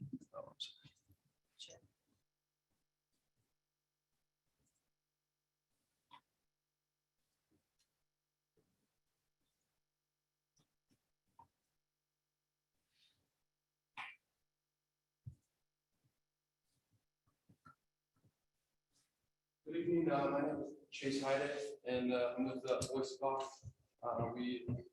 Sir, would you please, I destroyed my hearing in Vietnam. No So worries. you gotta have to put up with me as an old vet. And so you need to speak into the mic, otherwise I can't hear you. No worries. So my name is Chase Hyde. We are located at 8529 West State Street in Garden City, and I'm with Boise Box. And we are doing a conditional use permit just for use of the property under equipment rental. And here I was speaking with Hannah, and I just did a small presentation to give you a idea of what we do and then to show the property itself. So we created, we are a startup company, and so there's two of us, and we created this idea. I went to Boise State and I did construction, and we kind of found that there was a shortage with storage around town for construction sites, along with restoration and stuff like that. And we deliver containers around the Treasure Valley to on-site storage for customers around the Treasure Valley. And then as far as like equipment, you know, we have 2 trucks, 2 trailers, and then they're not essentially forklifts. They're pretty much mini forklifts that move the boxes. It's simple to just call it a forklift for your purpose, just so you have an idea of kind of what's on the property there. Let me see here. So this is kind of just a general layout. I know it's kind of blurry for you guys probably because I put it on this PowerPoint, but as you can see right here, this is State Street, and we are renting this property right now. It's just over an acre, and we use the office there generally just for myself, and we have the gunner, and then back here in the back is kind of an area that we can stage some of our empty containers along with the 2 trucks. Then we have a fence that goes along the perimeter with 2 gates, and that's just kind of a general scope of the property. And then I don't know how deep you guys want me to go into this general idea, but because I know you're going to start probably asking questions at this point. We'll let you finish and then Okay. we'll have questions for you at the end. So the biggest thing that, and I do want to say thank you to Hannah, especially because she has been very helpful through this entire process, being that, well, I'm young and this is the first time we've done anything about this. But the biggest hangup right now that we've kind of hit a roadblock at is going to be the sidewalks going into this project, being that this building was built so close to the actual right of way on State Street. And so I'll kind of just give you a rundown. I built some general layouts right here of what our neighbor and what you guys would look for when sidewalks would be added to this property. And it would essentially take away any parking / usage of the frontage of this building for our purpose. I have it on the west side. I created this myself, and it's scaled, and it should be it's correct on the scale, and I did it on all the variances with a 5-foot sidewalk, the landscaping buffers that IDT wants to see on the front side, along with the landscaping buffers that Garden City would like to see on the back side. The approach is on the west side of the property due to the fact that there's a gate over there that needs to be accessed, along with the idea of, you know, I studied construction management, and so I went back to some of my old stuffs because we did some stuff in Garden City, and some of the things that I dug up were that were important to you guys are like fire truck turnarounds and stuff like that. So I did on the west side because of the fact that if you were to do it on the east side, there wouldn't be enough room for a fire truck to get onto the property with the gate being closed and turn around safely. Let's see here.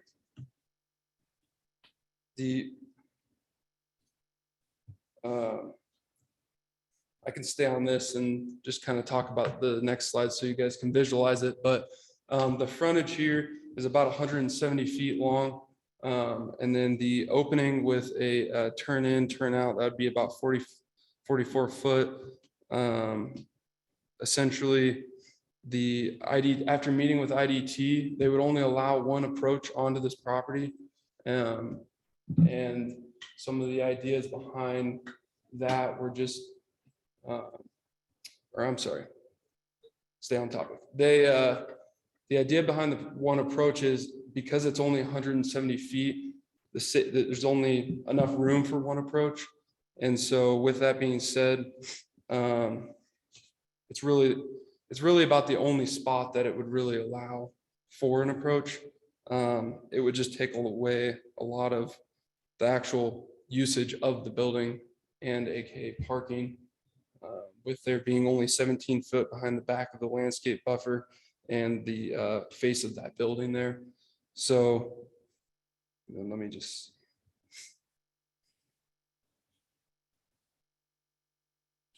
So most of this is built off of our neighboring business to us, which is a Maverick gas station.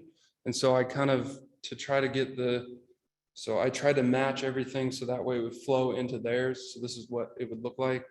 And the neighboring on the east side, they have no sidewalks. So I just kind of use the Maverick as an example of what you guys would want to see. But that's really all I have to kind of show, and hopefully that gives you an idea of what we do. Okay, thank you very much. And you can stay up there because we will, if there are any questions, Of we'll course. have some questions for you. So that said, any questions for the applicant by the commission? Commissioner Brown. You went and you're familiar with your neighbor, the Maverick station? Am I familiar with them? Yes. On like You, knowing each other? No. well, I don't mean knowing personally, but you're Yeah. familiar with the location, right? Yes, yes, Yeah, and did you notice the sidewalk that they have over there? yes, Also, if you go east from your location, are you familiar with Fraser Valley Collision? yes. And they have a sidewalk there also, right?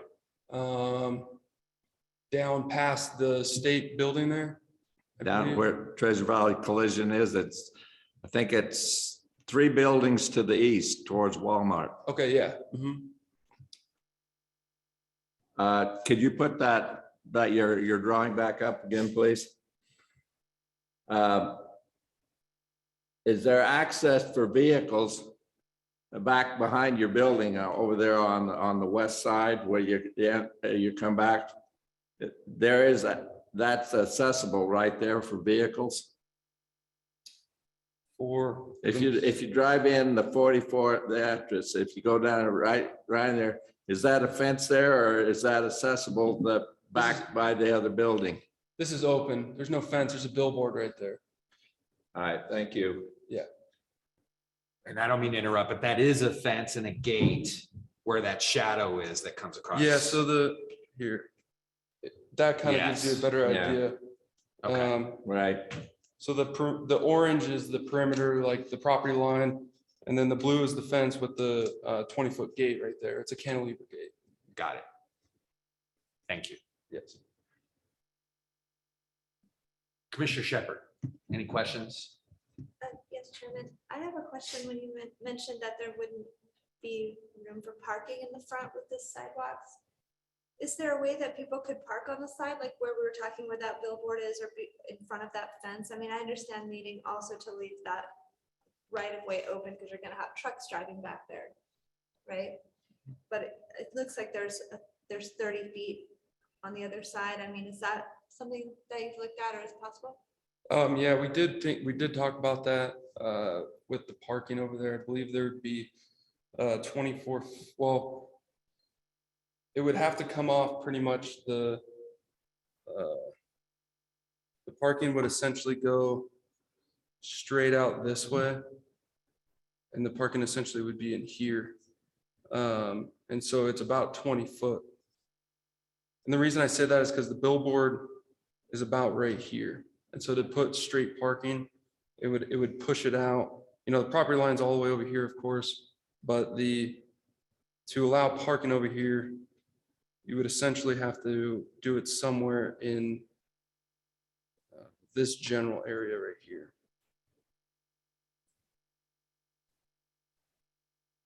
But it's also the hang up, and we talked with IDT yesterday, you know, it's like, if this is where customers, or I'm sorry, not customers, just people are coming in right here. And people are backing out of their parking spot right here. It could potentially have another, well, safety, you know, of just, if the parking stalls essentially would be set up here, they'd be backing out here and pulling in here, and people would be coming in right here. Where's the entrance to the building? the office? The front entrance to the building is essentially, give or take a few feet, it's gonna be right about here. Okay, so on the side that addresses State Street, though? Yes, sir. Okay. Commissioner Montoya, any questions for the applicant? Not at this time. Thank you. Okay, thank you. That prompted me. Commissioner Brown, go ahead. Yeah, that's a picture. Is there any reason though, if we stuck with what we're going to do? I understand your safety issues and the backing. How difficult would it be to change the location of that fence that's west of the gate? And or modifying where the gate was? What happens if that fence, for example, was moved back? Let's say it moved back to where it shows a shop there.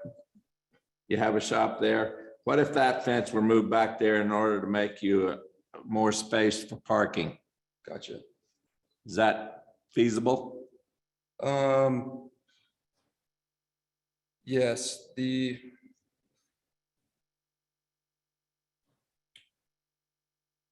only, well, yes, I want to say yes, moving the gate back, but there's also other requirements of the stage, the square footage. And of course, I don't know exact, but of the percentage of square footage, I know that you can't use all of it. Like you can't just shove 100 trucks in there, and so that way it's a Jenga, so I don't know what that would look like if you were to push that back and shorten the actual yard itself for the percentage that we have to maintain.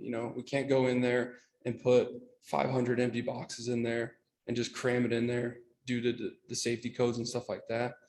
We have to keep a certain percentage of open area. So I don't know what that would look like. I'd have to scale that out to kind of get a new percentage. That would be my only thoughts of moving the fence back. And I will probably another question. Could you put the other drawing back on that showed the landscaped areas on the sides of the sidewalk? Where you show that your sidewalk, your 5-foot sidewalk, does that line up with the sidewalk that is at Maverick? Yes. So that is how you position that sidewalk. Is that correct? Yes, sir. And there's I'm sorry. Oh, I was just gonna say theirs it kind of snakes through their property due to utilities and such. Understand. Essentially the only spot, there's a power pole, but with the landscape buffer, I don't think it would cause any problems. For the most part, obviously we'd have to dig into the nuts and bolts of things, but for the most part, I don't think we're gonna have to do as much this. Understand that. And I'm familiar with the Maverick location. The 5-foot, the landscape buffers that you show on there, how wide is it? You have a measurement there. Is that 10 feet 8? Yes, sir. And that includes curb and gutter. All right, on that side. And what about on the other side? Same thing. What establishes that requirement to be 10 feet? Is that one of our code requirements? I believe so, yes. Yeah, 10 foot, and then the 8 inches is it was just me simply including the curb and gutter there. That's on that side. Yeah, it's 10. So, well, you guys require both of those. IDT requires the closest to the right of way.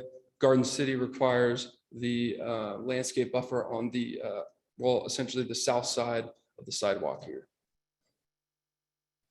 The landscape on the south side, let me think. Yeah, So it's the not landscape buffer between the sidewalk and the road that's showing on what would be the northeast side that's next to the road. Yeah. Are we requiring that buffer as ITD? ITD would require that. And that by that much width? Yes, yeah. And IDT, it's not, they don't necessarily call it a landscape buffer. They're calling it an irrigation buffer. No, that's a drainage swell. Drainage, It's yes. a drainage swell. It's what it is. Yes, sir. That's because this is a so-called rural section road. Okay. There's no storm drain in the road. That's where all the water has to go. Okay, Okay, but that, they established that, but we established the other 10 foot on this side. Is that correct? yes, sir. All right, thank you. Any other questions for the applicant by the commission? Okay, thank you very much. Thank you. So we'll move to the staff presentation now.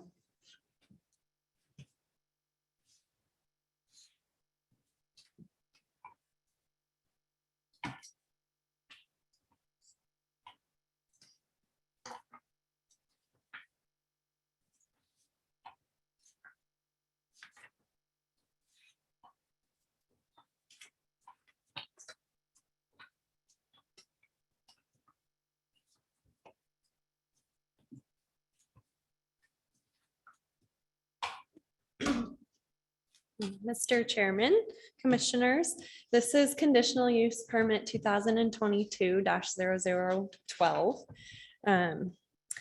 This is a proposed use which is located in the low-density residential in the Green Boulevard corridor of Garden City's comprehensive plan. In and of itself, the Garden City Comprehensive Plan is not legally binding. However, a required conclusion of law for a conditional use permit in Garden City is that the use is in compliance with the comprehensive plan. An equipment rental, sales, and services use may not be appropriate for this area as the use is not residential in nature and will likely bring large equipment and vehicles to the property to service and ship out those storage boxes. The proposal does not include screening such as landscaping, but staff has conditioned that a 10-foot perimeter landscape buffer between the adjacent residential uses to the, I'll call it the south or the rear of the property, is installed prior to occupancy. And staff has also conditioned that any exterior lighting found within the site, especially if there are any large overhead light poles, are all down shielded so as to not contribute to any kind of light pollution, or at least minimize the light pollution that might impact the adjacent residences. The application is also within the Green Boulevard corridor of the comprehensive plan based off of its proximity to State Street. The proposed use has the potential to improve the Green Boulevard corridor of State Street through its site designs and any improvements that are conditioned in the decision document. The application does not show for a proposal of street trees along West State Street. However, what we've seen now with the late submittal is that the applicant is proposing some kind of landscape buffer there. With all that being said, though, a condition of approval has been recommended to require this landscape buffer and a detached sidewalk. And this brings us to the conversation of the submitted sidewalk waiver. This was submitted today, which was a late exhibit, so the commission will need to determine if we can add it to the record or not. But the applicant has stated that they wish for a waiver to Garden City Code 84E6 sidewalk standards and the sidewalk policy based off of the installation of the sidewalk diminishing the parking availability within the site. Garden City sidewalk policy notes that the sidewalk or pathway shall be detached as required by Garden City Code 84E6E and provide for a 6-foot or 8-foot wide landscape buffer depending on if there is root barrier or not. That is typical of ACHD standards. ITD is a little bit different in that, especially for this particular site, they're requiring a wider, at least drainage landscape buffer area. Yesterday, Garden City staff and ITD staff, as well as the applicant, met regarding the sidewalk proposal and the requirements. ITD stated that they are not requiring a sidewalk to be installed per their standards. But if Garden City did, then ITD would require that about a 10-foot wide drainage landscaped area, similar to that of Maverick. Now, Maverick was approved in 2019. Its conditional use permit was approved in 2019. It was built in 2020. And the landscape buffer area has utility poles in front of it, similar to this application, which there are not any street trees. There's only minor shrubs. And the landscape buffer behind it does have the required street tree frontage landscaping. The Treasure Valley Collision Center was also required to install a sidewalk in about 2014, based off of my research. And then as a application that has already gone through the design review process and is in building permit process, but has not completed yet, is what we call the State Street Townhome project. And it's just a little bit further west on State Street.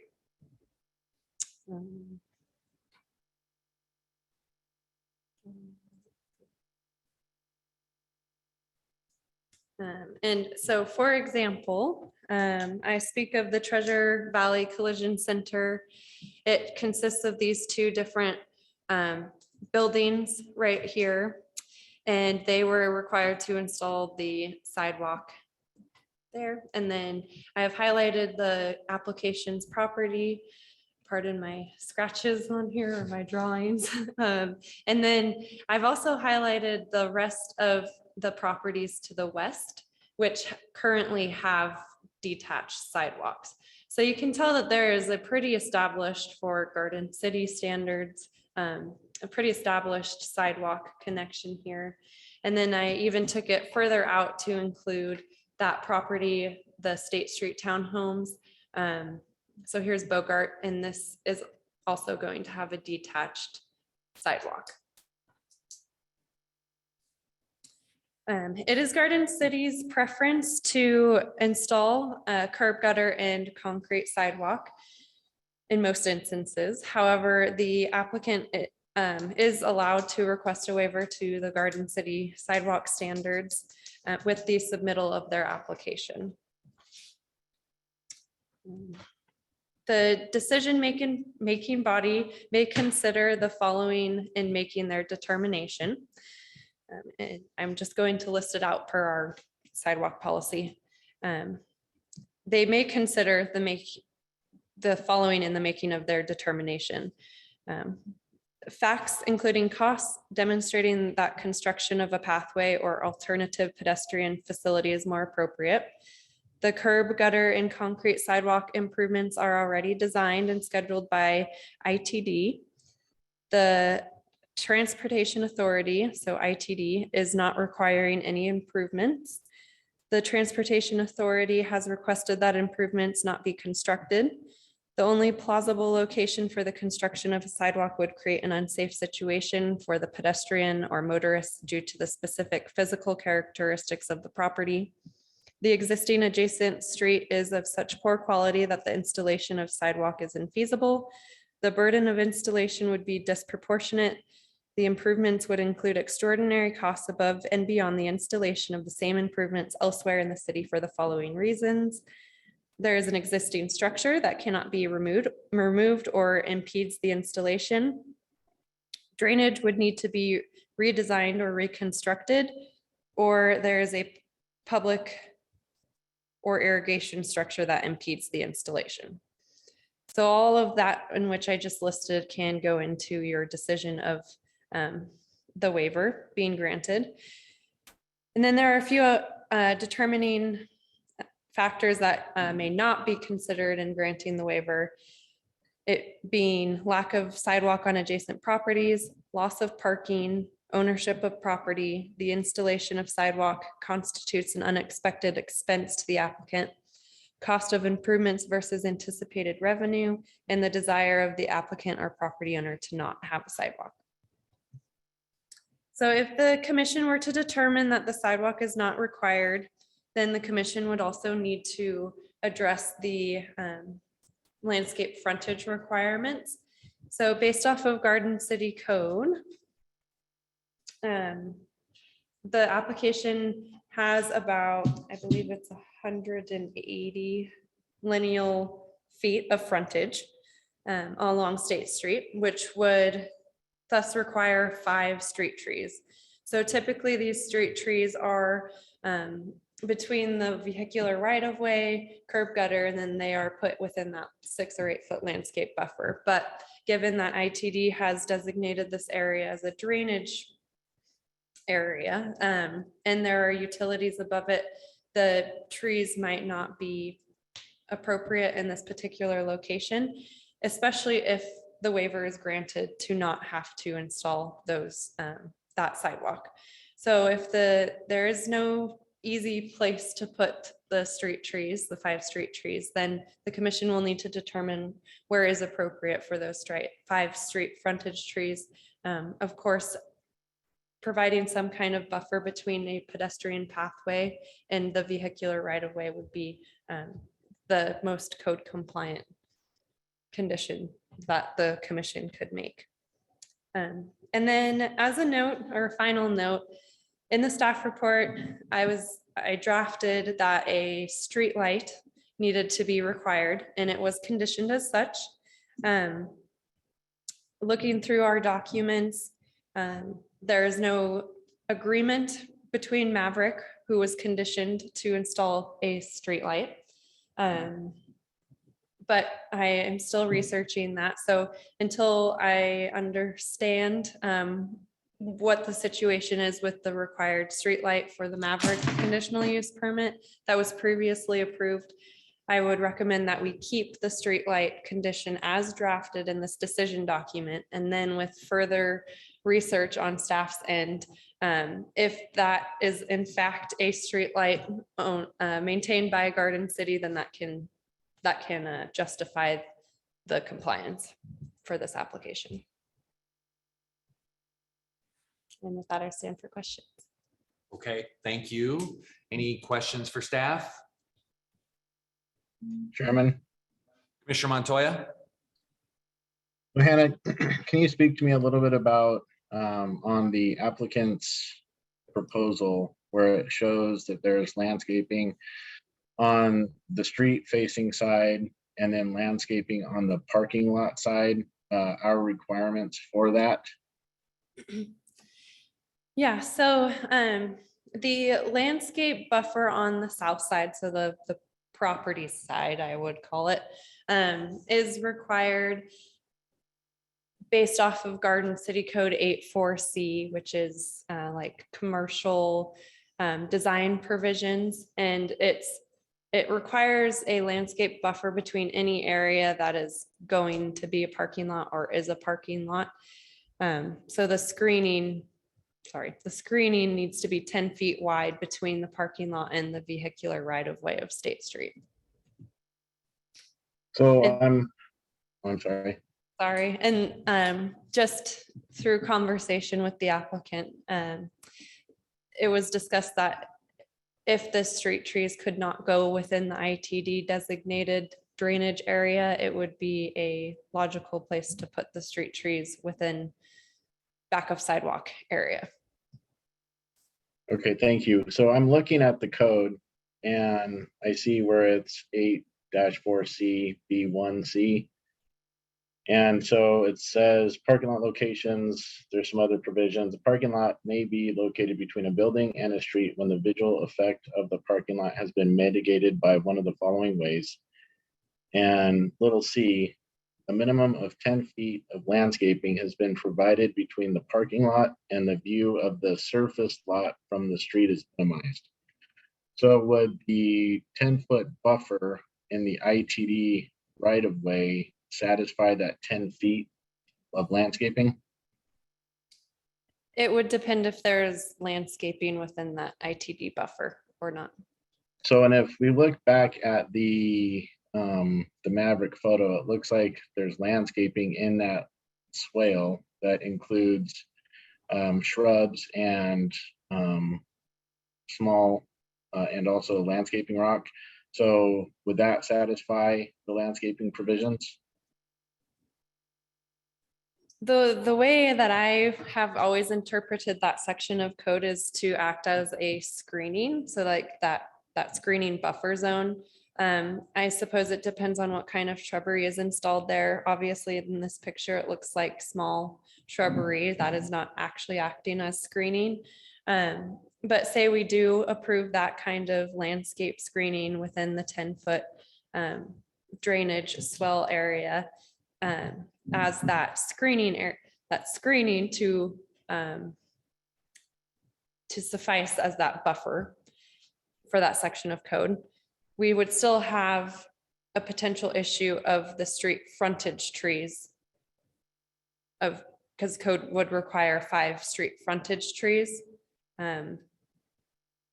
So the applicant might not have to put in an additional 10 feet back of sidewalk to accommodate for those frontage trees, but it might end up needing to be 6 feet or 8 feet. Okay, so even if they had to increase the frontage to accommodate for the street trees, they could reduce the property side landscaping as much as needed, even to potentially the not needing the 10 feet that's currently shown, correct? Correct. And Mr. Chairman, excuse me. We're going someplace that we shouldn't be going. Let me explain. That drainage swell that's required by ITD cannot have shrubbery and cannot have trees in it. The only thing that it can have in it is sod with rocks based in the bottom of it. It's designed to get rid of all of the water that comes off that road section. 1/2 of State Street drains into that. There is no storm drain in State Street, in that part of State Street. So ITD will not allow us to require them to put some kind of landscaping in there other than sod on the sides and rock in the bottom. okay, thank you, Commissioner Brown. It looks like that might not have been followed with the Mavericks plan since they do have shrubs in the photo, but I'll defer to you on that. Ultimately, where I was going with it is to see if there was a minimum allowable space that we could go property side with the landscaping to allow for parking at the frontage of the building. With the 10 feet, you're down to 17, and I don't know, I'll defer to you since you're the civil engineer, how much space you would need for a parking stall to be able to back out adequately. I don't know if that's 20 feet. I don't know what that is. So maybe you can help me out with that just to see if we could shrink down that 10 feet. If you shrink it down by 3 feet, you get to 20, shrinking down by 10, you're at 27. So I don't know if there's some way that we could get into that happy medium where we could have parking in front of the building. Thank you, Commissioner Montoya. I'm going to kind of dovetail off that. If I recall what you said about code, Hannah, between the sidewalk and the building, that 10 feet of landscaping is necessary to be there because it's up against a parking lot. So what if it looks to me like maybe we couldn't even call it a parking lot if that 10-foot buffer existed there. So if we don't call it a parking lot and the applicant uses it as just a wide pedestrian pathway to get to the entrance of the building, would that allow us to not have the buffer? At least not allow us to have it as wide as 10 feet? Potentially. Okay. I would say that it depends on how the applicant or property owner, or whoever it is, ends up utilizing that space. If it is actually being utilized as a parking area, I would want to call it a parking lot. And there is a condition within our decision document requiring a parking plan be submitted to identify where the parking lots are and how many spaces are provided. I just am having a hard time seeing that be a spot where you can park. I mean, it just does not seem like usable parking space. So therefore, I don't want to call it a parking. But anyway, Commissioner Brown. Well, no, you've given me several questions. Number one, in your reading of the code, does it really require trees to be in there, or they can be shrubs? Am I correct? Instead of street trees? As far as the screening buffer goes, it does not specify. Is that what you were wondering? Well, let's get back. We said that under the requirement that they would have to put 5 trees in, is that correct? Correct. And they are going to have to be on the property side. Can those 5 trees be shrubs? That is not true. They would be required to be trees. But they don't all have to be right in front of that building, right? Not all in front of the building, but they would have to take up the entire frontage of the 180 feet. They could be dispersed. Could they amongst be, them. instead of a strip like that, in street tree wells? Could they be in street tree wells so that you don't have a big rectangle like what we're talking about, but in front of that you had some distinct tree wells with parking spaces in between them? If I'm understanding you correctly, Commissioner Brown, yes, they could be within street tree wells. If it's within ITD's right of way, not within, they would need ITD's permission if it was in ITD's right of way, but the city would have to come to some kind of agreement or understanding of where those trees are going to be planted in the tree No, wells. my question is, what I'm asking is, instead of having a rectangular area that you're showing there, Like, on the property side, could there be, let's say, if I understand it, the whole frontage, there's supposed to be 5 trees, is that correct? What if there were 3 tree wells in front of the building part of it, 2 tree wells over there on the other part, instead of a rectangular area, they were just tree wells, and in between them you had parking spaces? Is that doable? I believe so. I'm still not understanding what you're saying. We've established ITD is not going to let us put trees in their right of way. Mhm. And their right of way includes the area where these swells are going to be. Okay? So what I'm asking, one of the problem, we're looking like this is a barrier that's 10 feet, 8 inches wide there. And it's a big rectangle, and that's taken all of the available parking out. What if instead of that, the trees were in tree wells and the spaces in between them was paved? Similar to that of like a bulb out. Sort of, think so. yeah. Okay. On the back of sidewalk. Yes, they would have to be on this side, assuming we have a requirement for a sidewalk.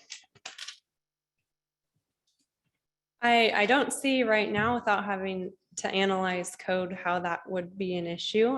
Of course, we would still need to have some kind of parking plan identifying the parking. And then if the trees are within tree wells, typically, so long as the tree is able to thrive in that location, we would accept it, that location of the frontage tree, as long as it's as close to the frontage as possible, if it's not permitted in the ITD right away. Okay, thank you. Thank you, Commissioner Brown. Any other questions for staff? Yes, Commissioner Shepherd? Chairman, I have a question. You were mentioning it when you were listing off reasons what we may consider or may not consider, and I believe it was for whether or not there's a sidewalk, but I was wondering if we could consider if we reduced that 10 foot on the building side or took it off altogether. If we said, first of all, you can consider safety issues with the sidewalk, but you can't consider loss of parking. So I was kind of concerned how, or not concerned, but wondering how those two things juxtapose, because if we lost parking, we wouldn't be able to consider that, but it would be a safety concern if we had people parking on, the applicant had people parking on the other side that we discussed initially and had to back in, back out.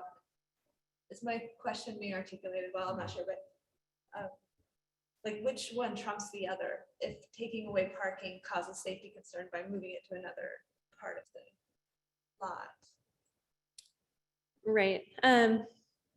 I don't believe in the sidewalk policy that it states how one would trump the other, for lack of a better term. I think it would truly depend on the design of the overall site and then discussion here at the commission level as far as which conditions or which situations might end up being taking more of a priority versus the others.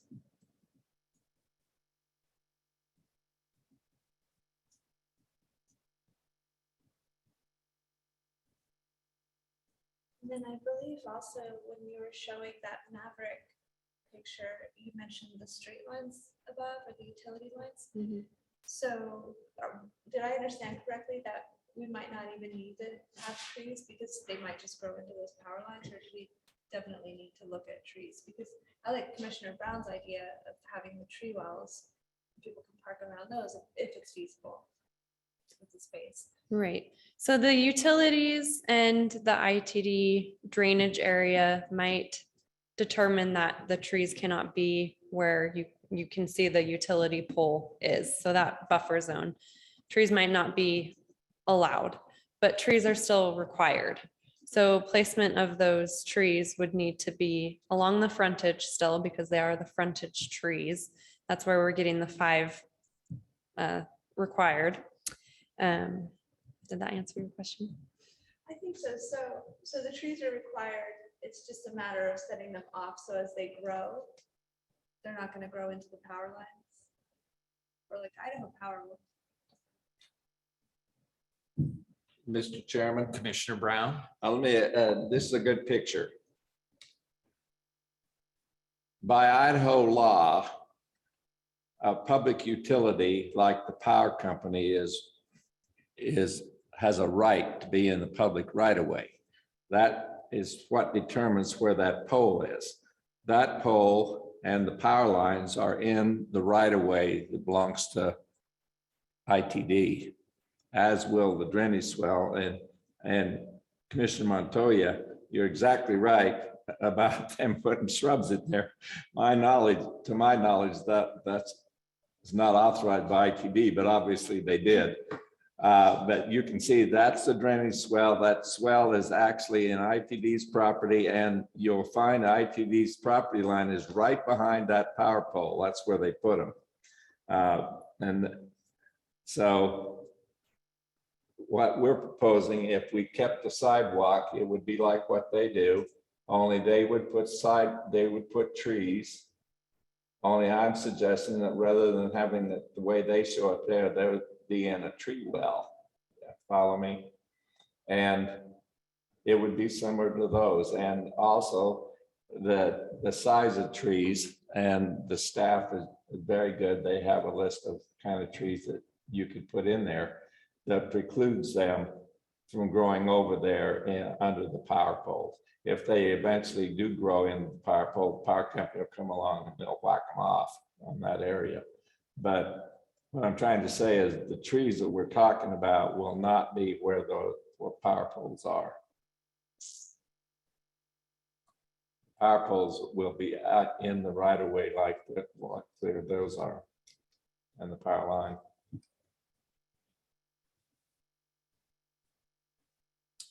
Anything further, Commissioner Shepherd, for staff? Okay, thank you. Any other questions for staff at this time? Okay, thank you. Thank you, Mr. Hannah. Chairman.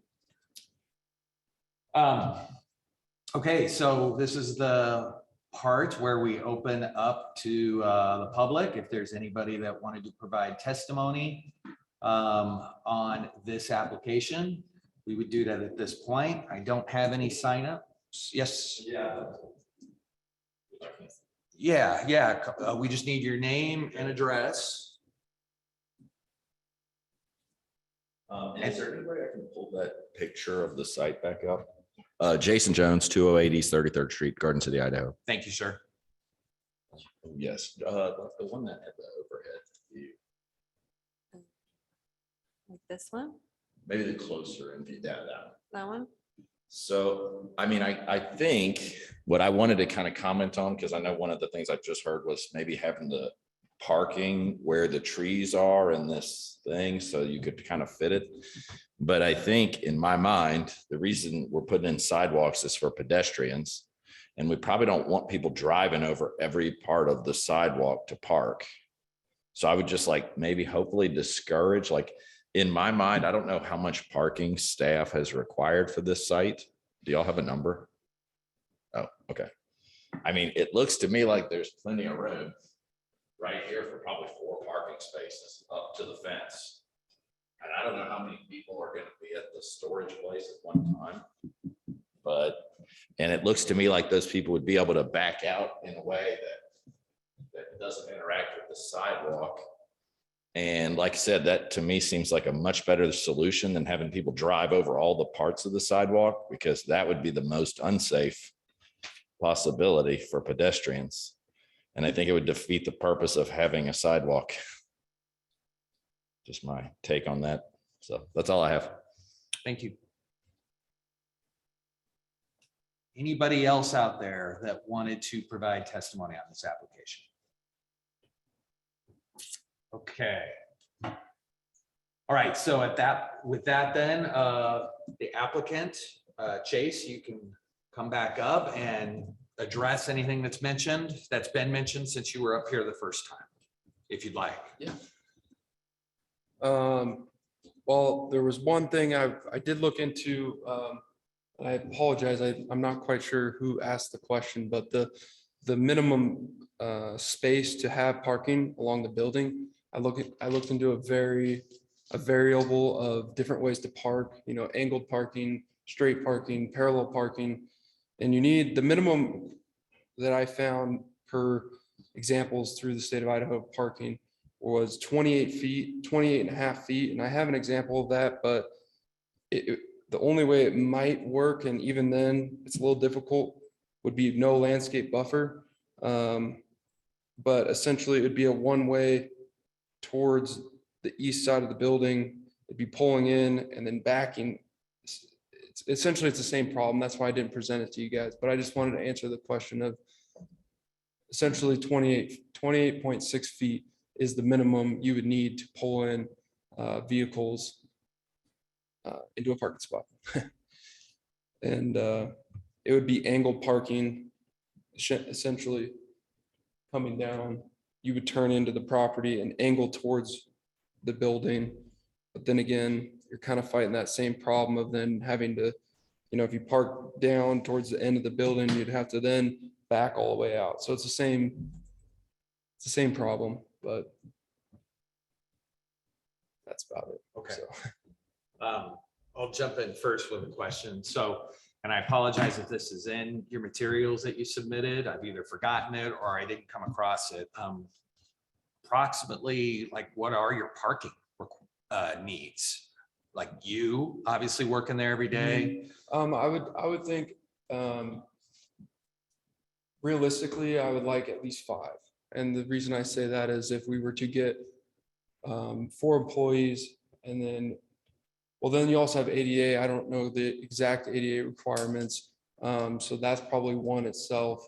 And then probably at most 4 employees. And then at least 1 or 2 for customers that would need to come in. So I would say a minimum of I would say 6. And then that gate that opens up to the back portion of your lot there. How, this sounds silly. What, is it a sliding gate? Does it swing open? It's a cantilever gate, so it's the ones that, it's a slide. essentially. Okay, so it slides into, it just does this. Yes, sir. Okay. Okay. And then Thank the gate on the east side of, or the east side of the building is a swing gate. And it would essentially, with these sidewalks, it would diminish that gate. Okay. It would make it for no entry in and out of that area. Okay, thank you. Yeah. Actually, any other questions for the applicant? Actually, sorry. Any questions by the commission for the applicant? Okay, thank you very much. Appreciate it. Okay, at this point, we will then close the public hearing and move on to a discussion amongst the commission members. Commissioner Montoya.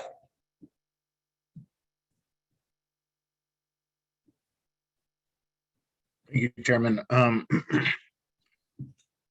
So if I heard the applicant right, even if we did the tree wells, it may not satisfy the requirements. I don't know the parking requirements. So I would follow the suggestions that Commissioner Brown was alluding to with tree wells as a possible way to mitigate the landscaping on the property side, but still require, just has been required everywhere else, sidewalk. So those are my comments. Thank you, Commissioner Montoya. Commissioner Shepherd.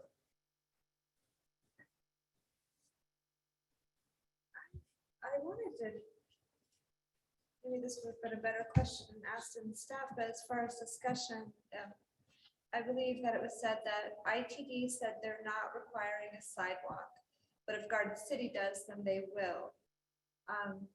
I'm curious if ITD would reduce their barrier, the street side one at all, and if because I like the idea of a sidewalk for ADA compliance and, keeping with the growth of that street, but I'm wondering if the landscaping, and maybe it has to do with the swale and the drainage and everything, if those can be reduced to allow more spaces for parking. And, if not, I do like the tree well idea. I'm sympathetic to the need. I wanted to have people park in front of the building rather than having to walk all the way across, especially if there's trucks possibly going by. So those are just my thoughts. Okay. Thank you, Commissioner Shepherd. Commissioner Brown? Well, first of all, I will answer to my best of my ability.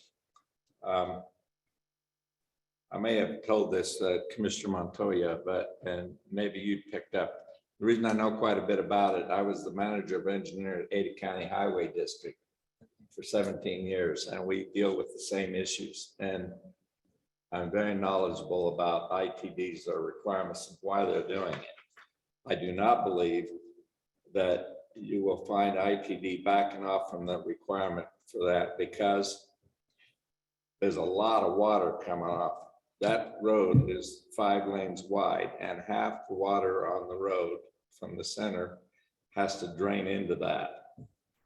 And so I don't believe that ITD, that is established by how wide their right of way is there and where it's located.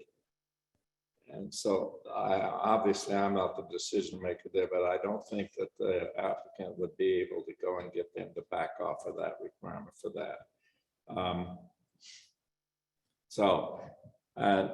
Then I guess it's my opportunity to comment on it. First of all, and this may sound harsh, I understand what they're doing, but let's start with the issue of the sidewalk. I think we should stick really fast on our sidewalk requirement. All of those locations, I was participating in all those, the 2 that are mentioned in the requirement. And also there are quite a few developments that Hannah did a good job to the west. When you go to Bogart and on to the ones that we just recently did, the townhouses. But I would venture, I could be wrong, but more than half of those locations requested that they not be required to have sidewalks, and we made them do them. And you're going on to the east, you go when they put Walmart. I was here when we authorized Walmart. We made Walmart put a sidewalk all along there, and they were also required by ITD to put in the drainage swell all along all of their frontage on State Street. So I'm just saying that by way of saying there are real good reasons why we're requiring that. We should waive the requirement that Hannah mentioned, that it's not an issue, but it is a requirement where we normally would require a curb and gutter. Curb and gutter is serves no purpose here.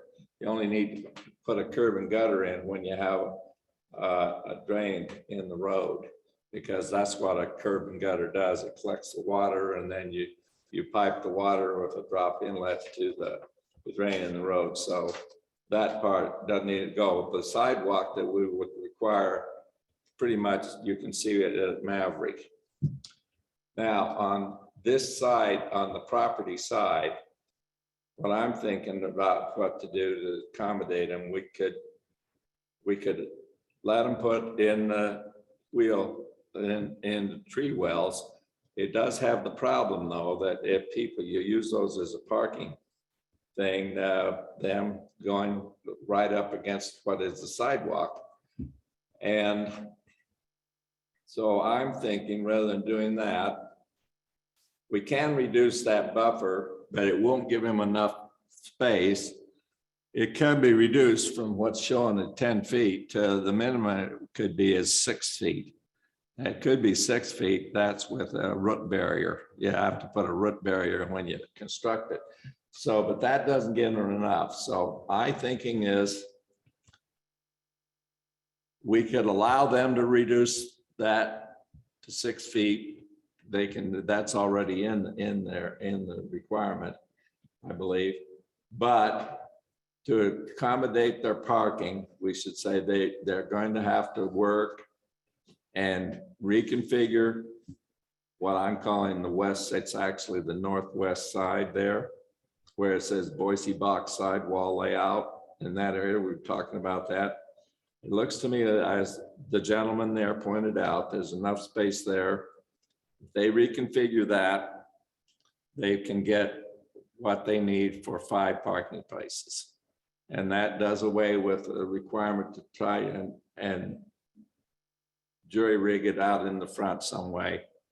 And that would make it possible for us to go ahead, approve this, put a condition in there that they come in and get approval at staff level approval for how they're going to reconfigure their parking. And that may involve them having to move. It probably will move. They'll have to move their fence. But I think that would enable us to stick what I think are important conditions. You saw the drawing, and I really appreciate what Hannah did. And she drew it because we have been very consistent in this whole stretch. And I cannot in clear conscience allow them to not put a sidewalk in. And so that's my thoughts. Beyond that, I think I appreciate the project, what they're doing.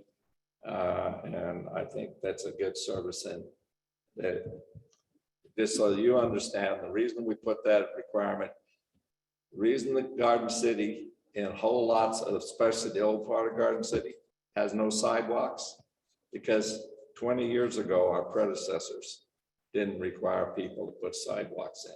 So if we don't, you guys have heard me say this before, if we don't do it now, 20 years from now, there'll be a place there on State Street that doesn't have a sidewalk.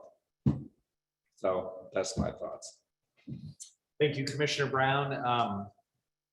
So I'll add a little bit.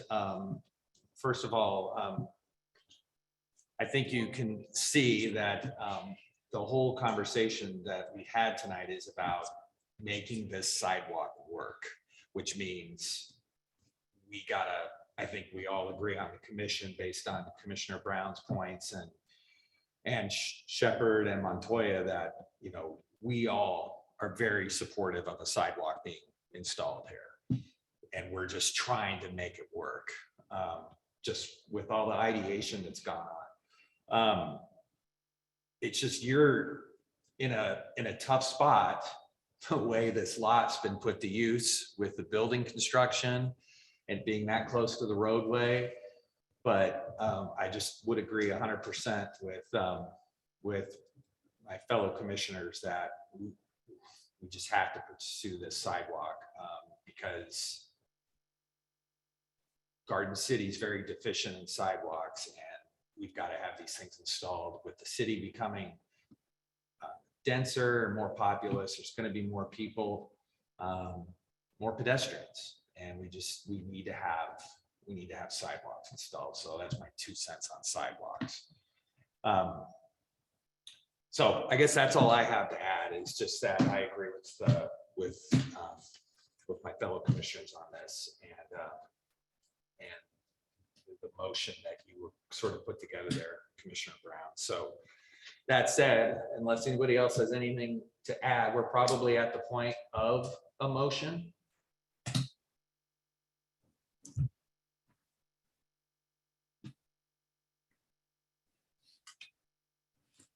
So you want me to go? Sure.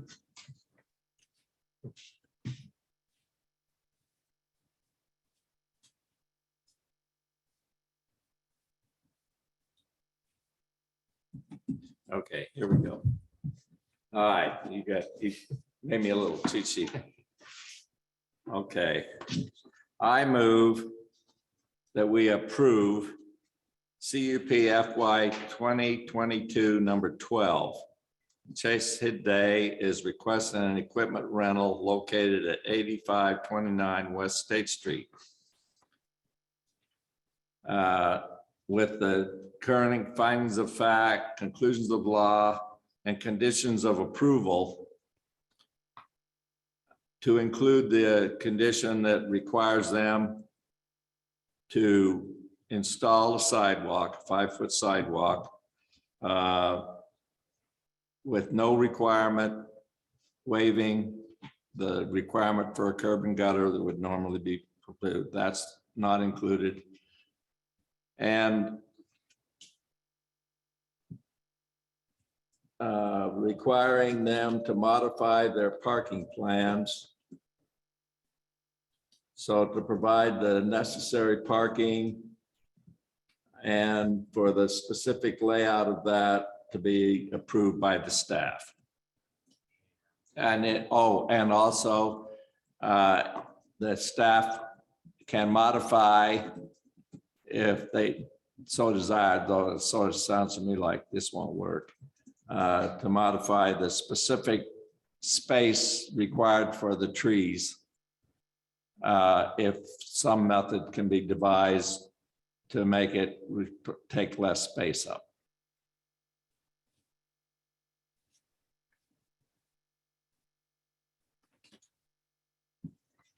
So we have a motion. Is there a second or further discussion?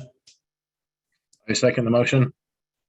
Okay, so we do have a motion and a second. So all those in favor, please say aye. Aye. Aye. Aye, no nays. Well, sir, you're approved as well. Thank you very much for your time tonight. So I would like to request that you give us a break. We will take a short break. We'll reconvene at how about 5 minutes after.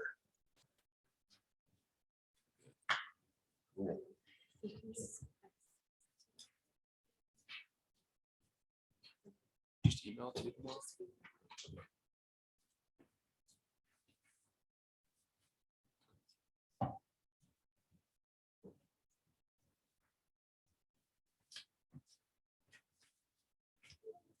Thanks so much.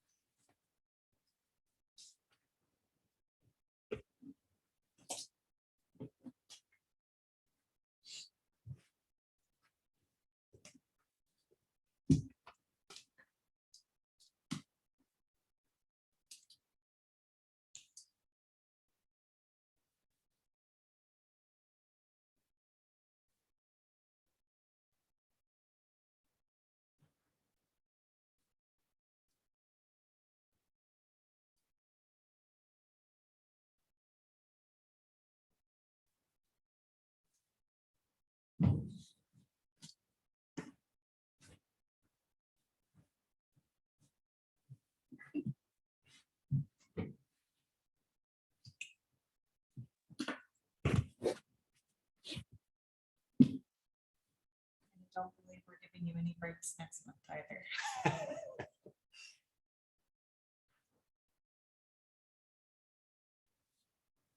That's okay. We so appreciate all that you do.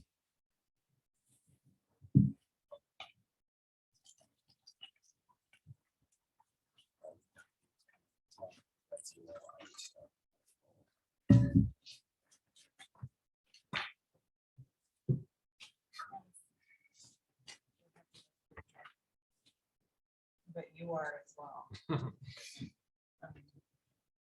I get the easy job.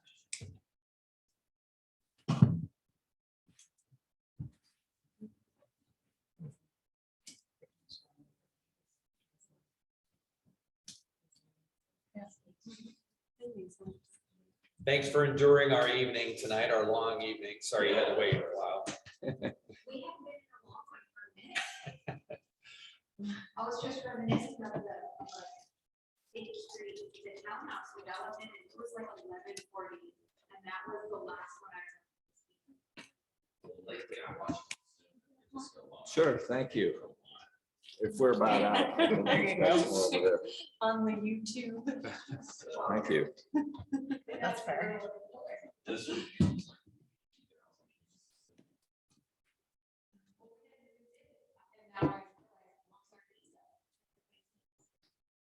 Because I like design review now. So you're like better off being on Zoom. We had an audience the last one though. Yep. And we had- Basically, everyone came. Yeah, Although we had on Monday. at the last design review on Monday, we had an actual. I wrote that down. Good thing.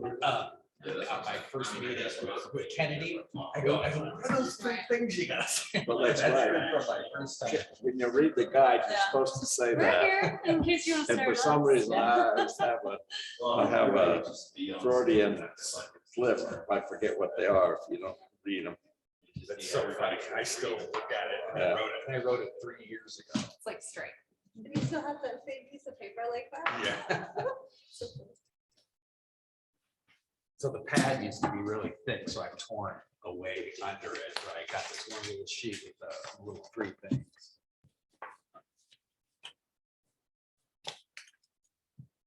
So how long you've been on the commission? 3 years? Yeah, exactly. This is 3 years.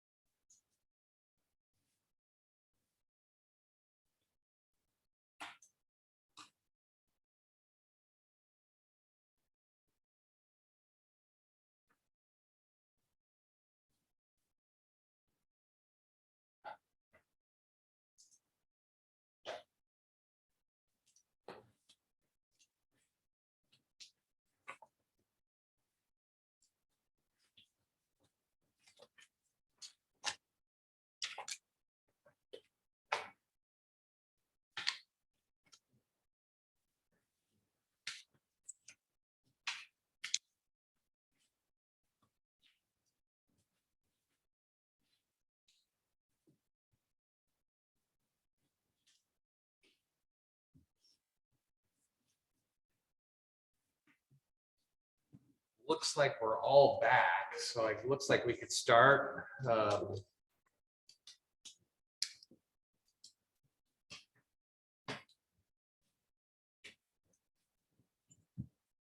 Staff, are you guys ready to go if we started early? Commissioner Montoya, you ready? Already. Okay. I think it looks like the rest of us are ready, so why don't we start? The last item on the agenda is a discussion item. CPA FY 2022-1, Hannah Ball is requesting a potential code amendment to Garden City Code Title 8-7A, 8-7A-2, and 8-2C land use provisions to include the new use of tiny home community, the definition of tiny home, and specific provisions related to the new use. This is a discussion item on our agenda, so it'll be different than the flow we've been doing. It'll be a little more free flowing, I guess. And then also we'll start this item with a presentation from staff. So that said. Thank Go you. ahead. Thank you, Chairman and members of the commission. This item was previously discussed by the commission in November. At the time, during that work session, the big items that were discussed were the legal authority, as well as assurance that there were adequate safety controls in place. The legal authority for tiny homes on wheels would fall to Idaho Transportation Department. They would be considered RVs.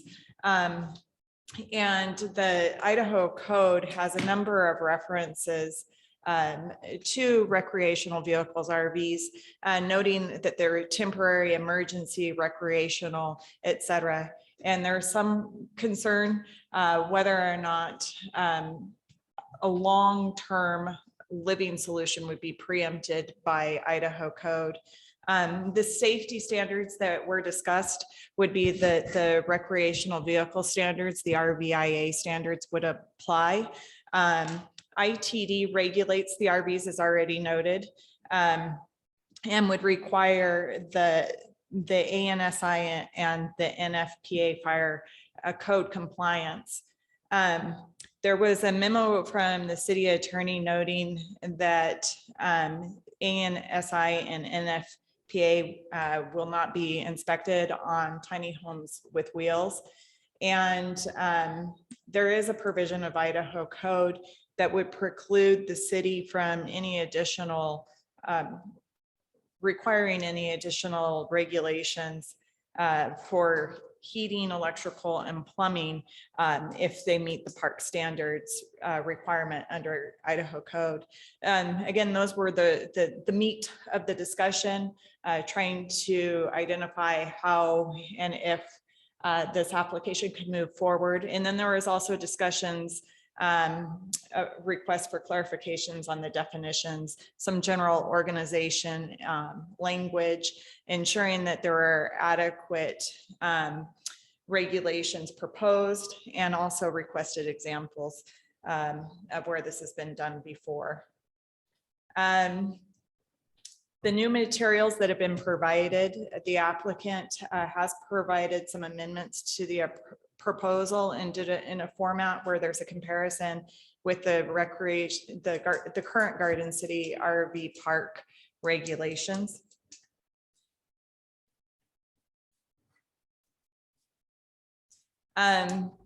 There has been some reference material added to the website. Commissioner Brown is actually one of those material providers. He did provide an email discussing the different types of tiny homes on wheels, THOW, or is how they're referred to in certain literature and whatnot. Stick built, and also locations. Should they be an ADU unit?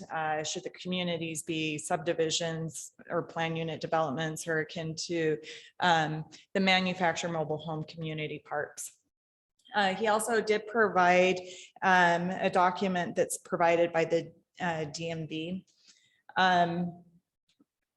We have looked to Boise.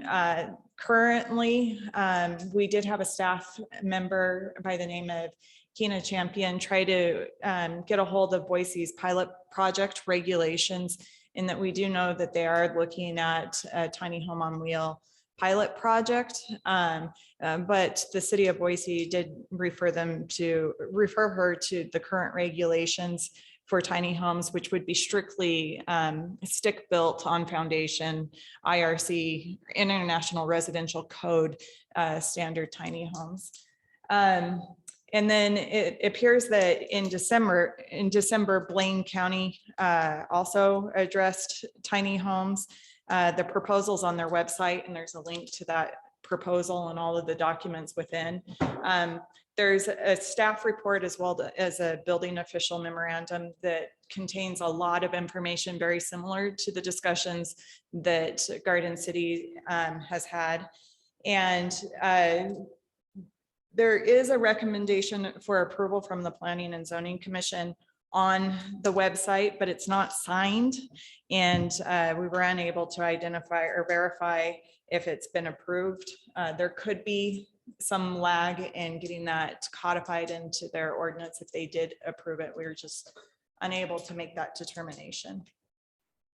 Focusing in through the discussions, it's become apparent that the applicant is really focusing in on tiny homes on wheels, not all potential types of tiny homes. So that's not including those that would be regulated by the International Residential Building Code, nor those that could be considered tiny homes that would be regulated through HUD standards. And looking at other jurisdictions, both within Idaho and also Blaine County did provide in their materials several non-Idaho examples. it looks like in looking at those that most areas will address tiny home communities through their RV park standards. And then this, I can see the slide shifts. Design Review has reviewed this proposal earlier in the month, and perhaps to help start off the discussion, I'll just go through a brief synopsis of the discussion that occurred with the Design Review Committee. The applicant had noted his desire why they didn't specifically, what I understood, why they didn't specifically address the recreational vehicle standards in Garden City's code is because they have a desire to allow for smaller communities than what would be allowed in Garden City's code under those standards. It was discussed that a permitting process should be established so that the homes and the communities have some sort of regulations, whether it be a staff level permit, a conditional use permit. It wasn't specified what type of permitting standard, but some sort of a process so that it's not just a code enforcement driving around and finding a new community type of situation. And then penalties would be needed to be added into the proposal. The applicant did provide, based on discussions, a registration section provisions. And in reviewing those, it was discussed that there are really two categories needed. One for the home itself to ensure that it's registered, licensed, has insurance, it has some sort of safety standard and review it's constructed to. And then the other for the communities, and perhaps that is more through that Title 8, the development code, or perhaps it is within the registrations, but that would establish management oversight or require that there be management oversight and accountabilities for the communities, but allow for and enable city regulatory oversight. Timing is a topic that's come up in the previous round of work sessions, as well as with the design review. The applicant has noted that their preference would be that a time frame to allow individuals within communities as a way to address the state's requirements that that RVs are temporary, emergency, et cetera. All of those language that you find in state statutes is 1 to 2 years, but they're requesting direction. The discussion at the design review shifted from a specific amount of time frame to perhaps something like the tiny homes being maintained as roadworthy and movable as a way to address that. Design, it is design review committee. There's a lot of discussion related to the design of the communities. The applicant noted a desire for a high amount of flexibility to create interesting, different layouts within a community instead of trying to just block out a certain footprint for every unit. But there was a discussion that there should be a minimum setback as approved by the fire department at minimum to ensure that there's safety between the units. So they're not right next to each other in an unsafe manner. The design review had noted if there are consistent uses that not all sides of the community necessarily need to be screened. There's perimeter landscaping provisions within Garden City's design review code, and that's what that's a reference to. It was noted that screening from the road is not desirable. So if you have a solid fence, it's harder for leasing to drive by and make sure that things are safe. It kind of cuts off the community from the public realm, et cetera. There was a mention to look to the multifamily provisions for amenities. So there's a tiered amenity. There are provisions for tiered amenities based on the number of units within the multifamily provisions. And then also akin to Commissioner Brown's comment that they would be building a community. So a subdivision or a plan unit development might be provisions within that might be something to look at. Discussion related to operations. There's a discussion about an on-site manager. The applicant had noted that in a smaller community, it may be difficult to have an on-site manager. In the staff report, there's a note that having an on-site management can help regulate and make sure that the community is maintained in an order before it gets out of control. And so there was a discussion that perhaps there's a unit number where that on-site management would be more appropriate, and 20 units, it would be consistent with the multifamily provisions in Garden City Code. As part of their proposal, they are proposing adding tiny homes on wheels to the ADU provisions within code. And it was discussed that tiny homes should meet the setbacks within those provisions. And then this board had previously looked at the ADU provisions, and there's a link in the packet into what was proposed. When the Planning and Zoning Commission looked at those provisions, there was a suggestion that the ADU units provide one parking spot. When that was discussed at design review, they had indicated that they did not feel that that parking space should be required. On the left are pictures that were part of the previous PowerPoint that staff had provided as things that could occur within the proposal. And then on the right are slides, pictures from the applicant's presentation they provided to City Council in the last round of work sessions. And so really this is just a picture showing what I think I heard a challenge from the design review committee was to really try to think hard and generate provisions that would prevent undesirable designs and encourage the good designs. And so what provisions are proposed and in place to really encourage and discourage certain designs. And with that, I stand for any questions. Thank you, Jenna. Any questions from the commission for Jenna and staff?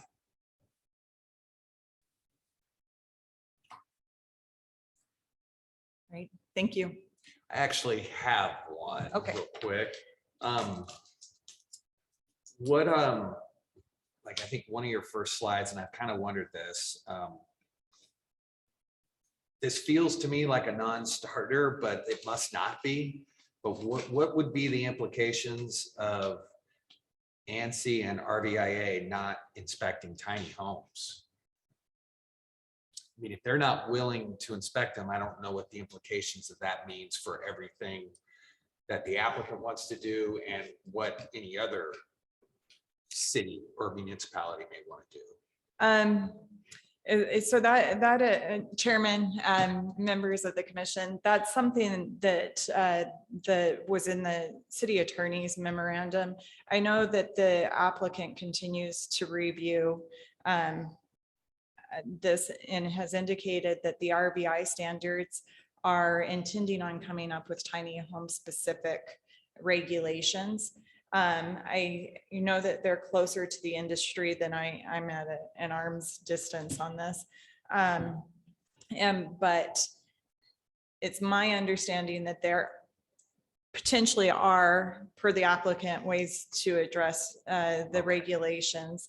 However, I do not want to discount the work that the city attorney did either. And so I may defer that conversation to the applicant to give specifics and how they would know how to get those regulations met and how we would be able to get our hands on them. Okay, thank you. Thank you. Okay, thank you, Jenna. Which one? Okay, awesome. Thank you. Yeah, you're free to come on up and. It's actually. Yeah, we'll try to be as efficient as Well, and I possible. can start, Jason Jones, 208 East 33rd. I can start by answering their question related to how they've been legalized in Idaho, because there are now places that have legalized. So Blaine County did legalize them. Also, Moscow has legalized them. And they've all taken different approaches, but there are a number of approaches. So the first thing I think that should be said is that RVIA and ANSI and NFPA, those are not bodies that actually certify tiny homes. So like RVIA, I'll give you kind of an example of how RVIA works. When you buy a RV, if it has been RVIA certified, nobody's ever inspected that. Nobody actually goes and inspects RVs. What happens is RVIA has a list of standards, and they then have builders who apply to be RVIA certified builders. And then those builders build it, and RVIA mails them. For every RV they build, they pay $37. RVIA mails them a sticker, and they stick it on there, and it is now RVIA certified. But there's never actually been an inspection. So same thing with ANSI and NFPA. So for example, for tiny homes, you can hire a third party, and they will then come out and do the inspection as it's built. And they'll say you meet ANSI 119.5, which is basically park model standards. Or if you want to have it certified as an RV, you can meet NFPA standards, and that they'll be certified then as an RV. So there's really a whole bunch of workarounds, because it depends where you're going to park them for how you certify them. Because the reality is all tiny homes are built far above RVIA standards. They're built far above park model standards, because they're generally built with 2x4 construction. And they're generally built with higher levels of insulation because the walls are thicker. And so they're always going to meet all these standards if you get them inspected and want to have them certified. But like, so for example, the city of Moscow allows for tiny homes as RVs. And so obviously you then have to make a judgment, like, do you go buy an RVIA certified tiny home? And what if the builder you're wanting to get the tiny home for builds it as a park model, which is like the ANSI? And if they are a park model, then technically it's like, oh, that maybe can't go into the RV park. It's not an RV. And so really what's happened with tiny homes is because there's not a separate definition in cities for them, all the builders are doing different things. There's a bunch of ways, like I said, because recently, you know, IRC, there's actually an appendix Q that's for tiny homes that are foundation, but it was written with the intent that it could be modified for tiny homes on wheels, because it's like lofts that are in there. And so it kind of addresses some of those things. So I do also know that ANSI is actually working on a separate code for tiny homes that would then be a tiny home specific thing, but those things take years. So in the meantime, what you have is lots of builders who are going, I'm just simply responding to how people are being allowed in cities to use it. And I think what our hope is that we'll look and say, look, we're going to allow all the variations. If it's built and certified as a park model, that should still be allowed in a tiny home community, as long as it's a tiny home that's not actually a park model mobile home. Sure. If it's a tiny home that was built and just certified RVIA, it would make sense to us that would still be allowed in a tiny home community, as long as it's actually a tiny home. You know, because again, I think that's the real goal, is to say, look, tiny homes are actually better than RVs. They're more expensive. They're built like traditional construction. Even if they're certified RVIA, it doesn't mean they're actually at the minimum requirement of RVIA. They're built far above that. And so that's really what we're making sure. We want to make sure we include all the possible ways that it could be certified and all the ways that it might be certified in the future, because like I said, there's going to be a future where tiny homes have their own IRC code, where they actually have their own ANSI code. And so we want to make sure that what we put in here allows that. We did have a discussion through design review, and we said we're open to saying these communities would have RVIA certified units. So there wouldn't be these, if the concern was, would we have homemade sheds or Home Depot sheds? Absolutely not. They just wouldn't fit in that parameter of true quality tiny houses. We even had discussions of, again, we had a lot of discussions and everything that was really proposed and where we are to date. And I'll start kind of where we are to date, but we're happy to get this dialogue and really look at what are the best components to creating quality communities. And that's what specifically, that's why we started. I identified an issue on affordability. And I could see that affordability by the day is decreasing. Land values are increasing and things are just becoming very costly. So first we identified a need, and that need is we need some affordability. Blaine County made the recommendation early in, and they knew they had a major affordability crisis. They made the recommendation of tent cities. And then everybody was like, well, we can't put our teachers and our brewery owners in tents. We have to find something that's better quality. And so, growing up in a mobile home park in Garden City, I also understood that it wasn't necessarily the best design of a community engaged space.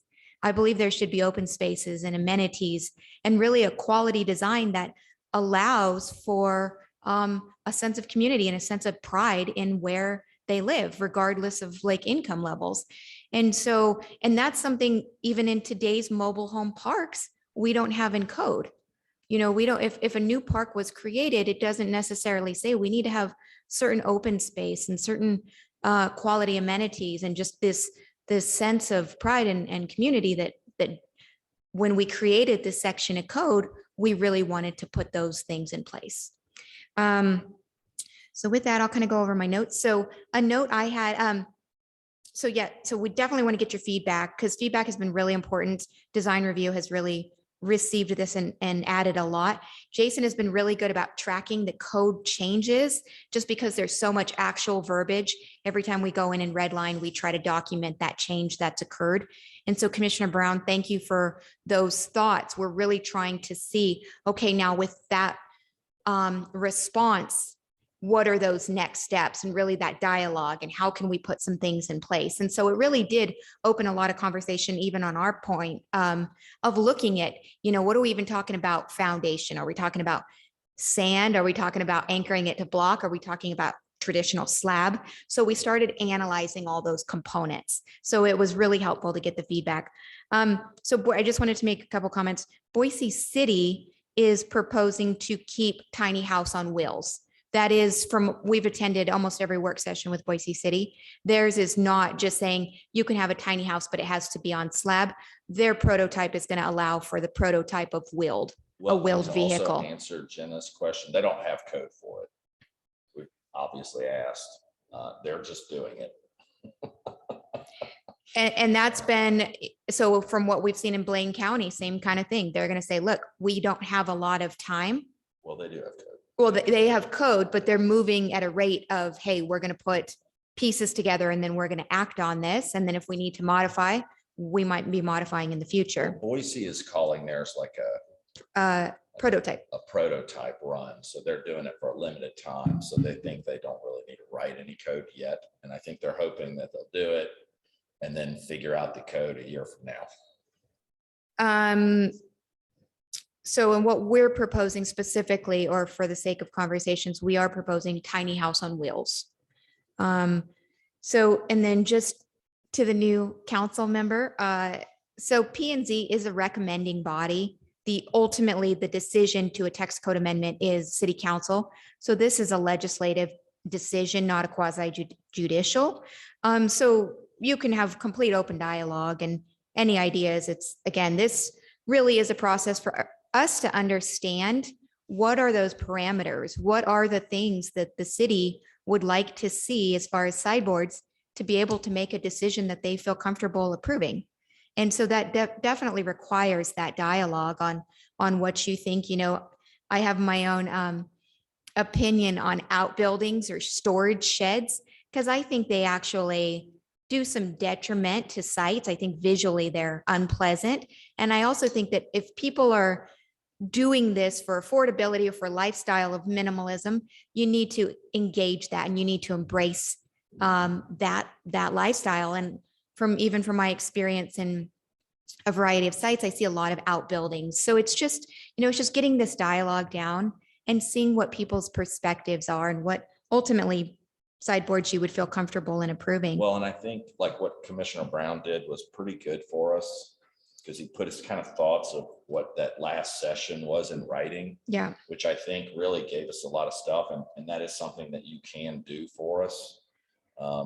If you just go home and at 11 o'clock tonight and you think about it, I mean, like I said, if it hits you and you want to just send an email, because this is like a legislative thing, you can write whatever you want. There's no like, Yeah. you're going to get in trouble. There's no if you right or weren't supposed wrong to talk about answer. it. So this is something that you can talk about. There's no legal prevention from stopping you from putting your thoughts down and going, hey, what Sure. about this? Because that's really what we need. I mean, the idea here is that we want to make sure that you recommend this to the city council.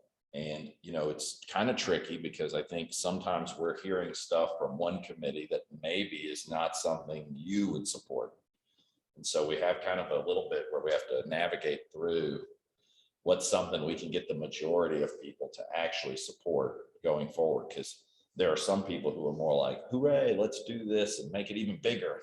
And there's some people like, well, let's go a little more conservatively. So we kind of need to know, if we don't hear from everybody, then we don't know how you're actually standing. And like I said, this is one of the things where you can tell us where you stand beforehand. So essentially that was it. The code is pretty in-depth. And as we have items to add, what we'll do is we'll layer it, we redline it, we get it back to Jenna. She analyzes the moving parts, and then it just it's kind of been a working document that staff has been really helpful in helping us document each item. So I don't know if you guys just want to have some open dialogue, Q&A. I always just find it really interesting we to have see. some, at least, I think we have some key points that we can go through to kind of at least get your take on those. Sure. Maybe more controversial things. Sure. That way it can at least be led, and we can always go back through this PowerPoint. Sure. Because I think we can hit, because, as we talk to design review, I think there was a lot of things that even came out of our newer code changes where it was like, hey, what are you doing for this? And so I think one of the first big things that came out of the latest one is how do we want two things? How do we want communities to be reviewed? Like, let's say we want to build a tiny home community. Now, I'll tell you, this isn't just like a theory. If this code is approved, we already have plans to do a 25-unit tiny home community. So we're saying, hey, there could be this coming. And so the question is, who do we want to review the design of that community? Is it planning and zoning? Is it design review? Is it city staff? Because then that determines how those applications and future applications that would come forward, who would review them? The community itself. And then as we talked to design review, there was some discussion of, should the individual tiny homes that are being brought in, should those have some sort of review process? Now, maybe we don't want every tiny home to come before planning and zoning for a hearing, but maybe it is something that we would want the staff to review and look at. And I think for design review, a lot of what they do is, hey, how does this appear from the street? Sure. Should there be some regulations for the tiny homes that are in the front of the community that are visible from the right of way? And so, I think for our purposes, it's kind of important to go, hey, what do you guys think? Because you're one of the committees that might be the committee overseeing regulating every single tiny house or regulating what the entire community looks like. So I think that's a first big point where we could at least hear from you. Yeah, so this is a free-flowing item on the agenda, so we can ask questions as we go through the process. So if you have anything, definitely fire away. I do actually have Yeah, a question. and I Commissioner think it Shepherd. Kind of came from, thank you, Chairman. It kind of came from Commissioner Brown when you referenced his anchoring of these, like whether it be on sand, or you listed a couple different ones. And how are they anchored? Like, I was just thinking in my head, like, what if there was a massive storm? Like, are they Sure. gonna be? So what I've personally seen, it's typical to have a double wide trailer in Garden City that has a sand bed underneath. And typically, you can remove the axle and put it on block, they call it. Sometimes there's a chain mechanism. Not even new mobile homes don't typically have a completely solid concrete pad. However, in RV parks, I have seen solid concrete pads. And I've also seen in RV parks, not, they'll do a chipped granite rock.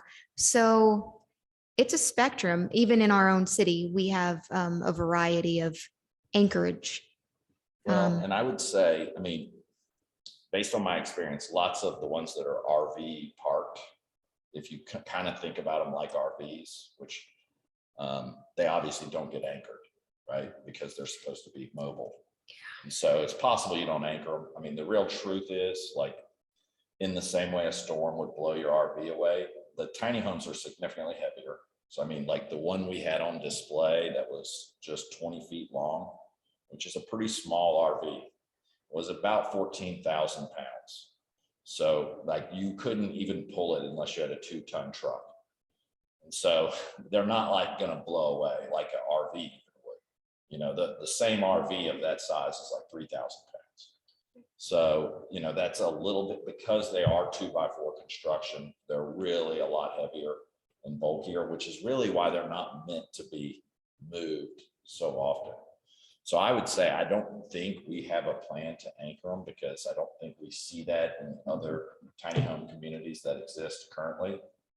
And we had that discussion in design review. If we wanted to keep them mobile in nature in tow, would we need to anchor them? And so that we've gone back and forth with that Well, item. and I think bringing that up, I mean, that was one of the other design review things that was pointed out, was this question of, so the way that lots of cities have met Idaho law for RVs. So let's say you just said, these tiny homes are just RVs. The RVs are supposed to be kind of a mobile thing, not permanent. And so the way cities kind of meet the intent of that is to go, hey, you have to have them only in a space for 3 months, and they have to move. Then you can bring it back like 14 days later. And that's one way to say they're mobile. I mean, Sure. I think the suggestion from design review is, can't you just leave the wheels on, and then it's obvious that they still are drivable, even if you don't actually drive them anywhere. Because that's what happens, like with trailers that you want to say are permanent, you take the wheels off, right? And then, oh, look, it's permanent. And then you just set it on some concrete blocks. And then you just pretend like that's the foundation. Anchor. So, I think that's a big question of the direction that you guys want to go and what you want, because it really is going to come down to what your desire is there. Okay, thank you. I appreciate that. And because I haven't read all of the background, I just read this stuff for this meeting, so I don't have all the background, but I appreciate you doing that. But I don't want you to have to rehash everything that's in notes from like other committees. I have the Sure, links. sure. But Thank if you you. want to just let me know that. Well, hopefully, as we go through the committees, it gets cleaner.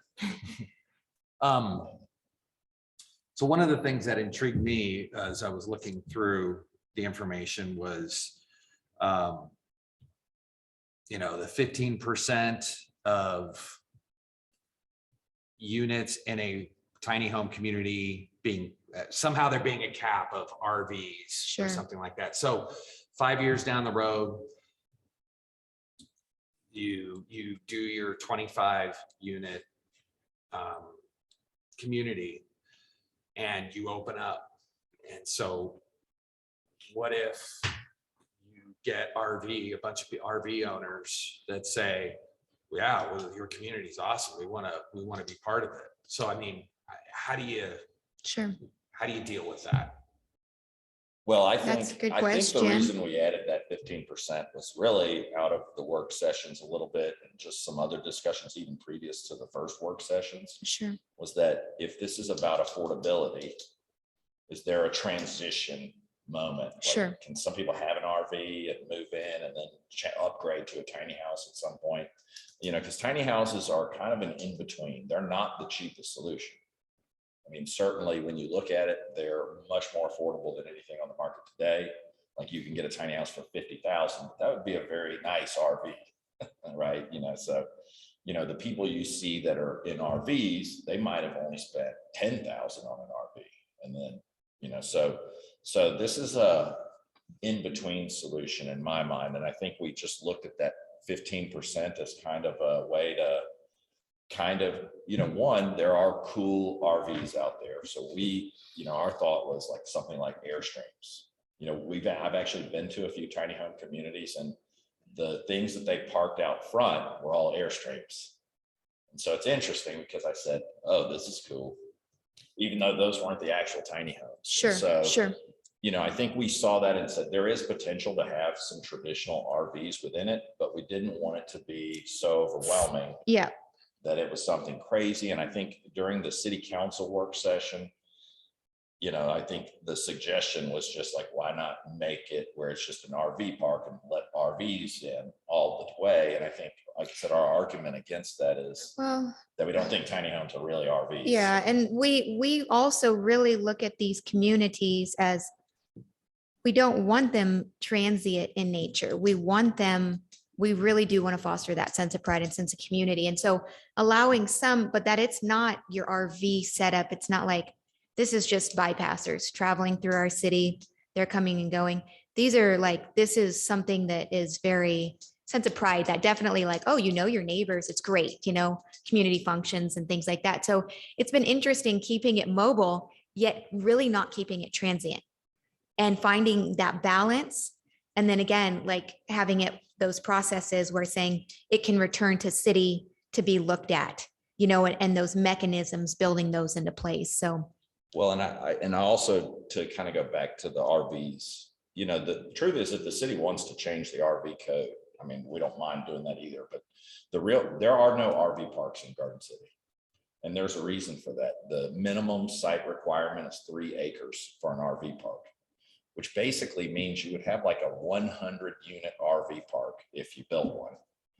And when you kind of process that, I mean, like where we live, our blocks are only 2 2/3 of an acre. So an entire block, you could buy up every property and you still wouldn't have enough to have an RV park. And our neighborhood is one of the fewer places because of the limits of the zoning. Our neighborhood is a place where RV parks could exist, but they can't technically exist because the minimum size requirement is 3 acres. But I think the real truth is the city put that 3 acre minimum because they just don't want RV parks. It's not even that, because the city, no way the city actually wants a 3 acre RV park, because then you're a giant RV park. So, you know, it's kind of a tricky thing, but the city could always adjust their own RV code to make them less transient too. Yeah, and that's what we really tried to say. Okay, we want a less transient community, especially as a start. I mean, we don't. Well, and I think in our mind, we're separating this from RV parks because we don't think it's really the same thing. Even if these tiny homes are certified RVIA, it's just by necessity, because the builders that are doing that, it's because other communities are saying, oh yeah, you can, like literally some of the communities like Moscow is a great example, is now allowing people to apply to get an RV park, even if it's an RV park on your single property, and then you can have your tiny house on your lot because it's an RV park. That's what Moscow is allowing. So it's like an interesting workaround, but they also don't have a 3 acre minimum size. Otherwise, nobody would have tiny homes there either. Yeah, But they also did the same thing we kind of have said, which is that they removed their limit for the time that RVs can stay.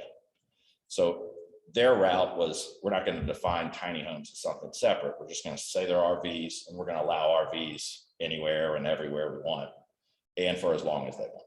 Yeah.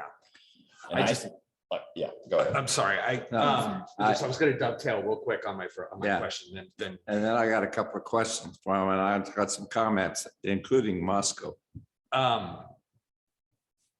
So going back to my question, so 5 years down the road, you've got this community that you're ready to open, and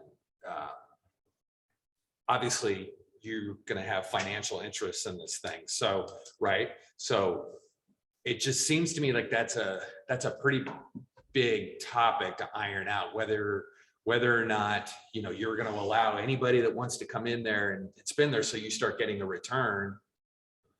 You know, and is that going to be 60% RVs or 7 for a little while until more tiny homes come into the market and so forth? Or, you know, I think I saw a note, you know, is there something that the city would figure out how to enforce that?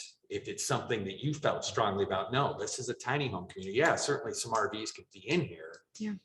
But we really want that to limit. And should the city have a mechanism to enforce that if it is going to be 15 or 20 or whatever the percentage is?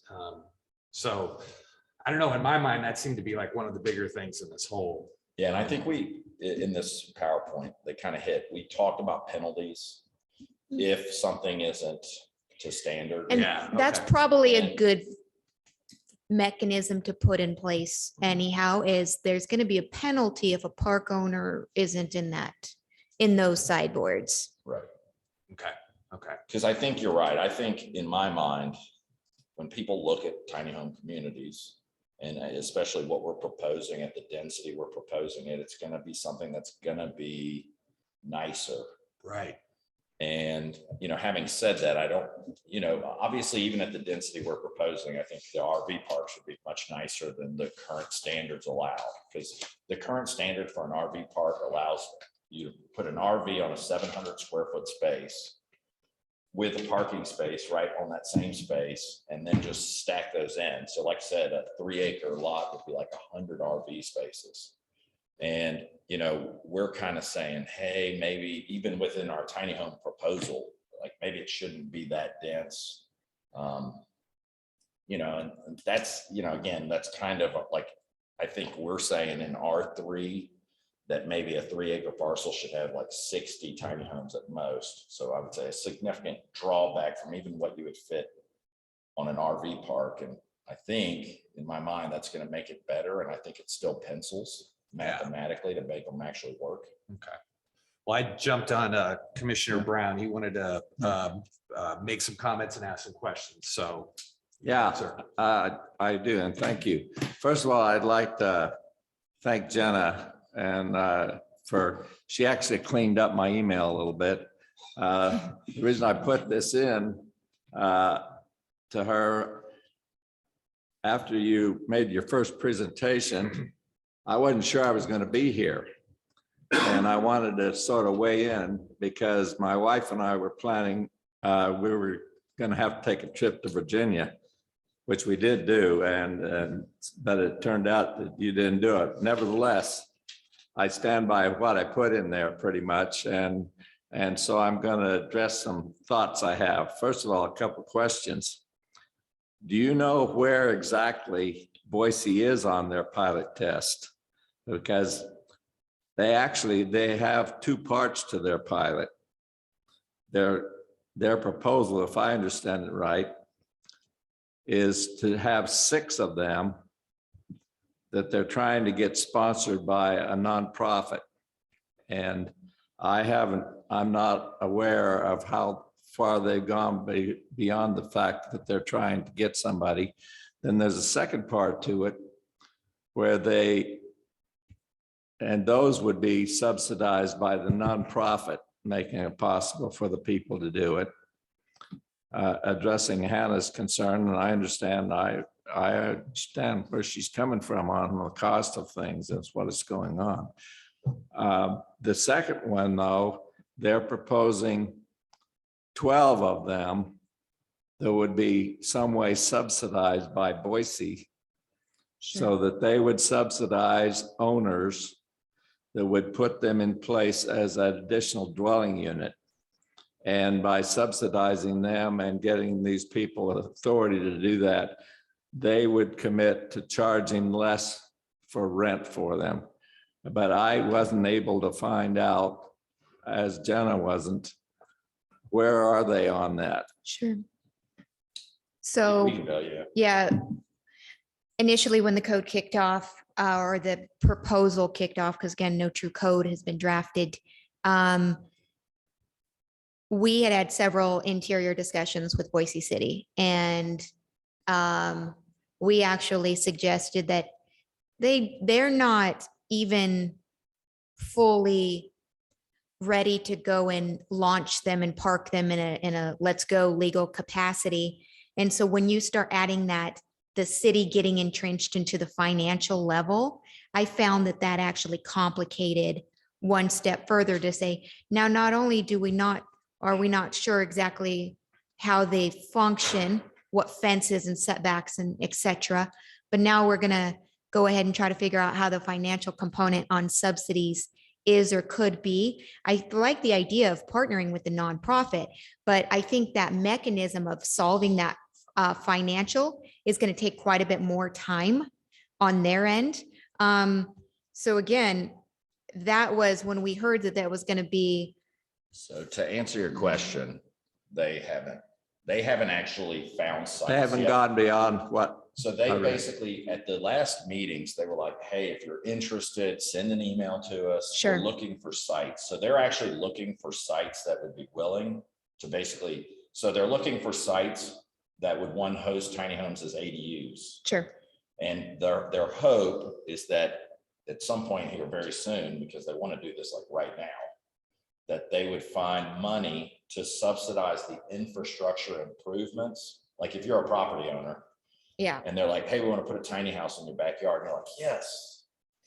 But then you realize that you have to spend $4 $2,500 grand, yeah. just to run the electrical back all the way to the back of your yard, and then to run sewer, and then to run water. You might be like, ooh, maybe not. And so they were looking to try to subsidize that. But Yeah. as far as we know, they haven't actually at least located enough sites to begin. Now, I know some people who emailed them and said, yes, I have room, you could try it here. But as far as I know, they haven't said, oh, we're doing it and we've got money to do it. So it really hadn't gone beyond that. Second one, are you sure that they've authorized it over in? When I have this thing, I really like it, but if I lean forward, it cuts out. Are you sure that Blaine County approved it? I did a little research, and yes, their P&Z recommended it and what they were doing. But I actually went on their planning site to try and find out what happened when it got up to the county commissioners. I could not find anything that indicated that they had approved it. And then I went in and, you can go and there's a third party that provides the codes for all of the towns, and including Garden City. And I went on that side and looked at the part that they were proposing to amend. At least in that printing of what you can get online, it's not there. So So we don't update ours either. what? In Garden City, we don't update ours for like a year. Yeah, I understand, but do you know, did the county commissioners approve it or I not? believe they did, because a month ago, I actually saw they just added a tiny home community on wheels in Blaine County. Yeah. Oh, they did. So I Well, assume they've approved it. Now, they were actually like park model homes, but they were still left on wheels. I understand. Yeah. So I'm assuming at least some form of it is approved. It hit Okay. media that they were pulling in units. All right, well, that is interesting that they did that, and that's to their credit. With regard to Moscow, yes, your description is correct. In Roscoe, they are very careful that they are defined as RVs.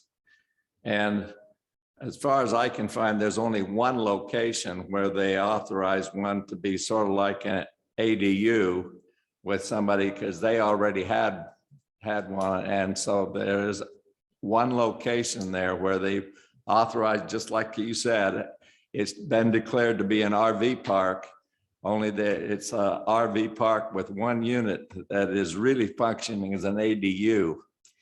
But nevertheless, they do that, and that brings to me to why the issue, both in Moscow, it's the same over in Weiser, by the way.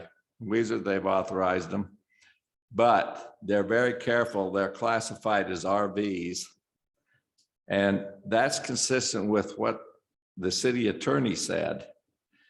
It appears to the city attorney, and if you go on that thing that Jenna included from ITD, if you leave them on wheels, then they have to be licensed as an RV. Sure. Otherwise, when they do move them, they're not in accordance with the law. Absolutely. Anyway, so. And Commissioner Brown, we were saying through design review, we're fine with any sideboards to say must maintain street legalities and insured at all times. If you leave them on wheels. And so, Yeah. and that also takes care, and you're exactly right, James, with regard to how RVIA standards are. It's the same for ANSI standards for the park models. They're certified by the builder that builds them. And so a few comments with that. And you saw, I seem to be quite concerned about having certain standards so that Sure. they are, and whether those be RVIA, you're right about the way they're certified.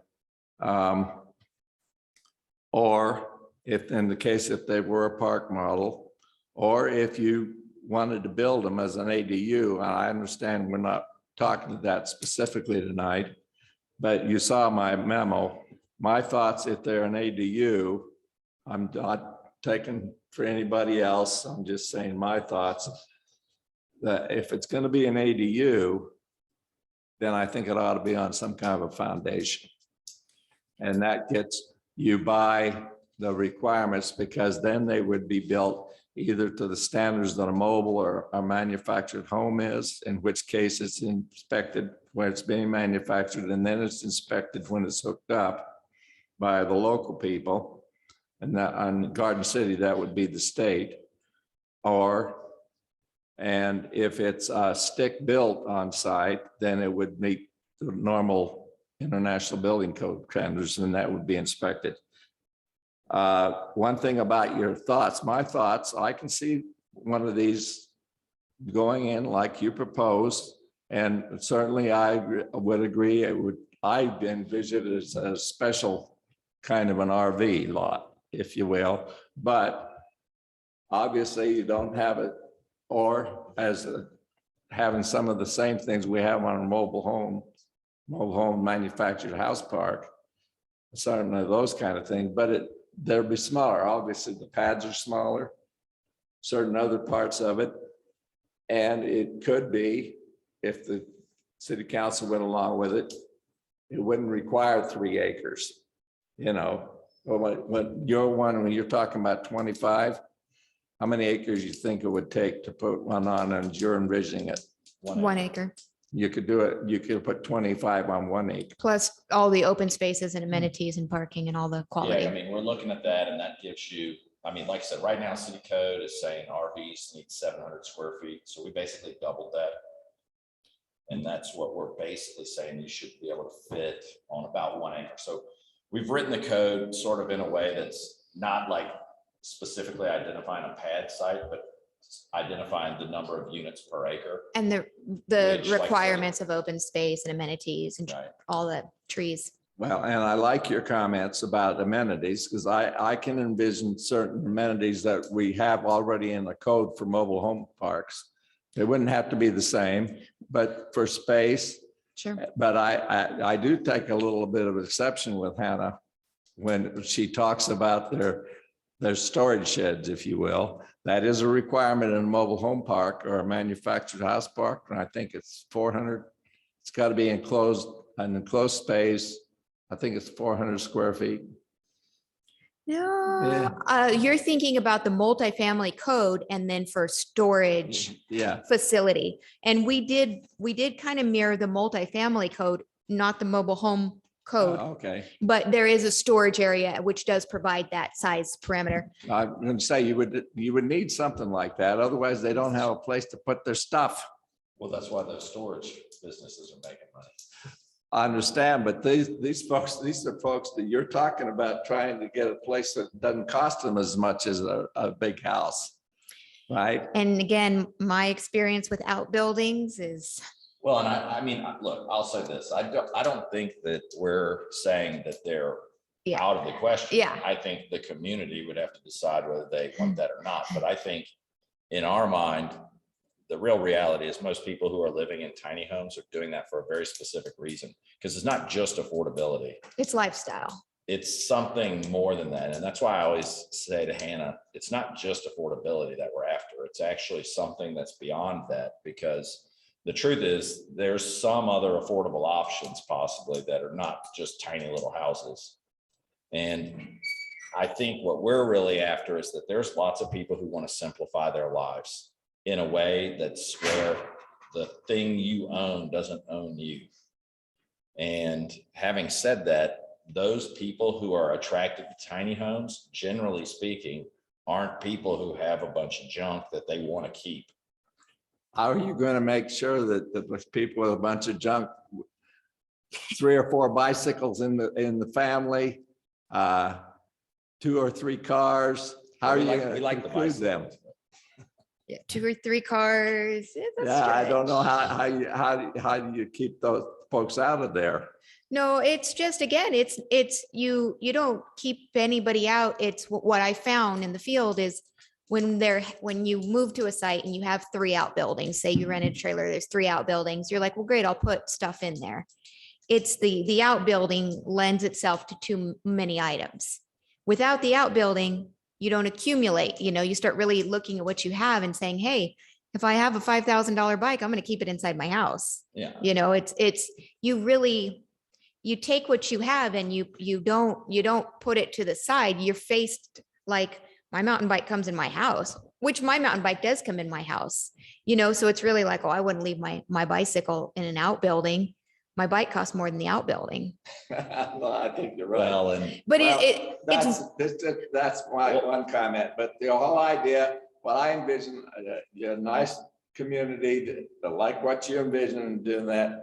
But when you look at those pictures, like up there that Jenna put up, the one that looked really nice, somewhere in that, there's a lot of stuff that they gotta put someplace. well, and I That's think what I'm thinking. Garden City Code already has regulations for storing stuff outside. You can't do it.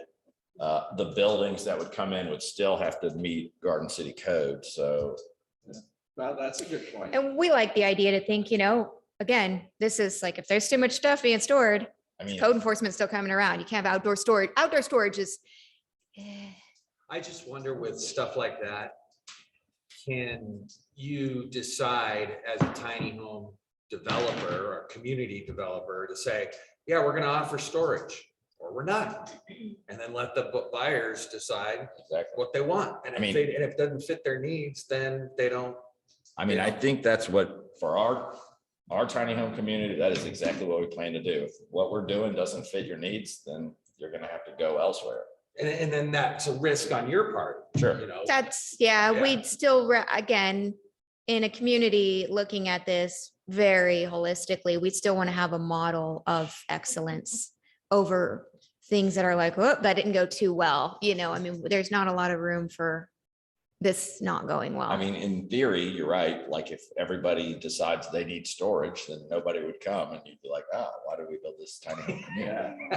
But, and then maybe. I mean, and that could happen, but Yeah, I right. mean. Maybe that's- then you would be like, I really think this tiny home community needs storage. I just But- keep thinking of people's gear, like if they're have an active outdoor lifestyle, I wouldn't want to store my kayak inside necessarily if I lived in a tiny home.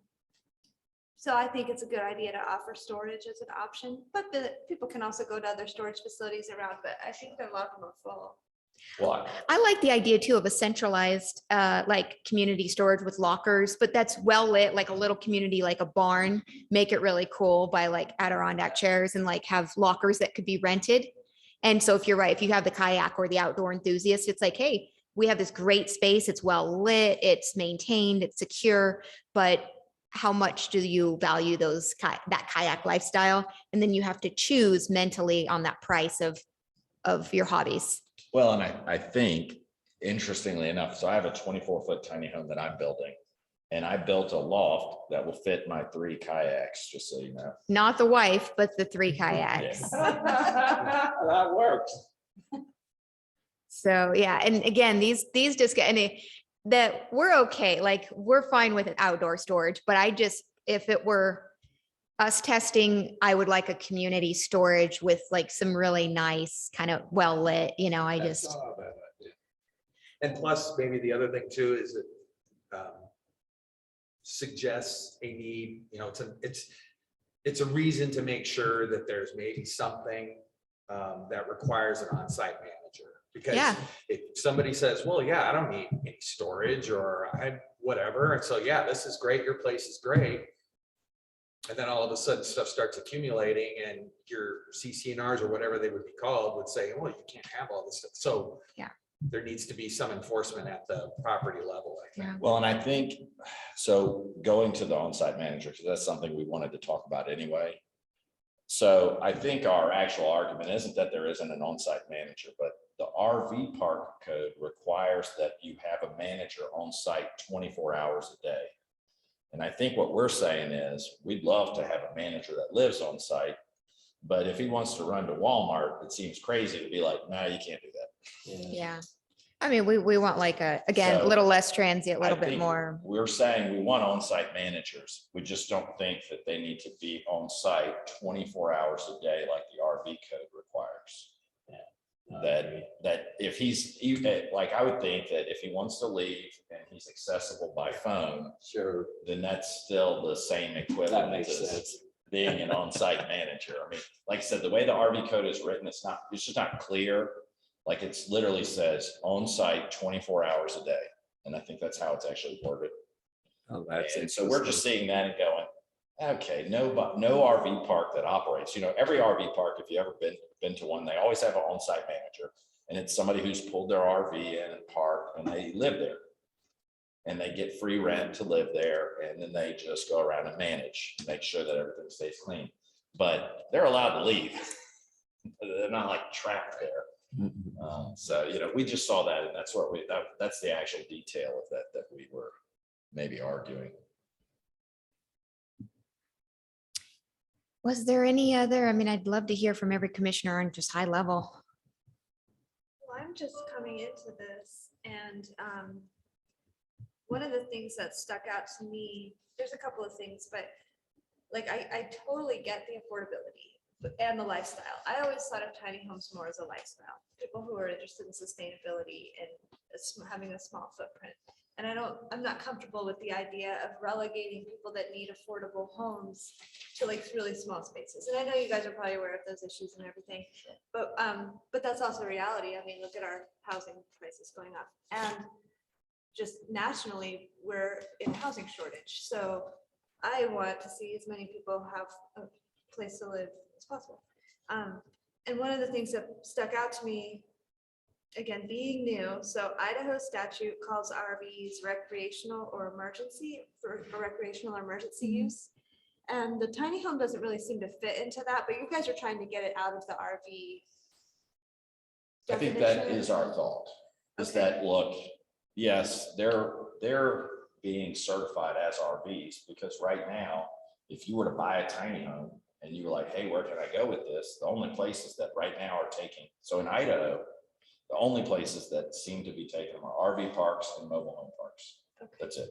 So if you look, every tiny home right now that exists somewhere is a mobile home park or an RV park. Or county land, if you own dirt, you can. Well, there's some, but they're probably not legal. I guess where I was going with the question of like emergency use is when and who as a society starts to label, if it hasn't been done already, when will it be done? Will we label emergency like the Sure. homeless problem? Or I mean, when is that gonna be an emergency? And is Yeah, that too high level? I don't know, because I don't know if it's Well- really. an Well, I emergency. think Right it goes- as this meeting was happening. yeah. We read an article that said, in, I think it's. Ada County. Ada County or Boise, that the average median salary in the county was $37,000 a year, which means at 35% of their income, the average person can afford a rental of like $987. And that right now, of all the rentals that exist, there's only 3% of them are at that price. And that literally just hit news as we were in this meeting saying we're almost there. Yeah. And again, this tiny house is it's not a see-all solution. It's a little bit of affordability and it's a lot of equality that I believe can exist. And so it's not saying, let's just wait till it's so much that then we can't stop and look at those design features and that open space and those amenities and those things that provide a quality of life that I want our kids to be able to grow up with, regardless of that income. I don't want to say, well, it's just chaos. Let's just go. Let's just pack. Well, let's think about storage lockers, let's analyze this and let's do it with the right things in place so we can still have great quality of life. And I think you're right, it is an emergency now. But I think you're also right in that my take has always been that this isn't about affordability. And that's because it isn't the most affordable solution. There's other solutions. They kind of. Government subsidies could be more You know, affordable. and so there's other solutions that are actually about affordability, but this really is that there is a certain group of people who would like to minimize how they're living. And you're right, they want to be more sustainable, more, all those things that, like I said, kind of go with the minimalist lifestyle. And right now, they're not allowed to even do that because cities aren't allowing. So, it just is one of these things like, well, if we can allow 19-story high-rise condos, can we not allow people to live in a little tiny house if they want?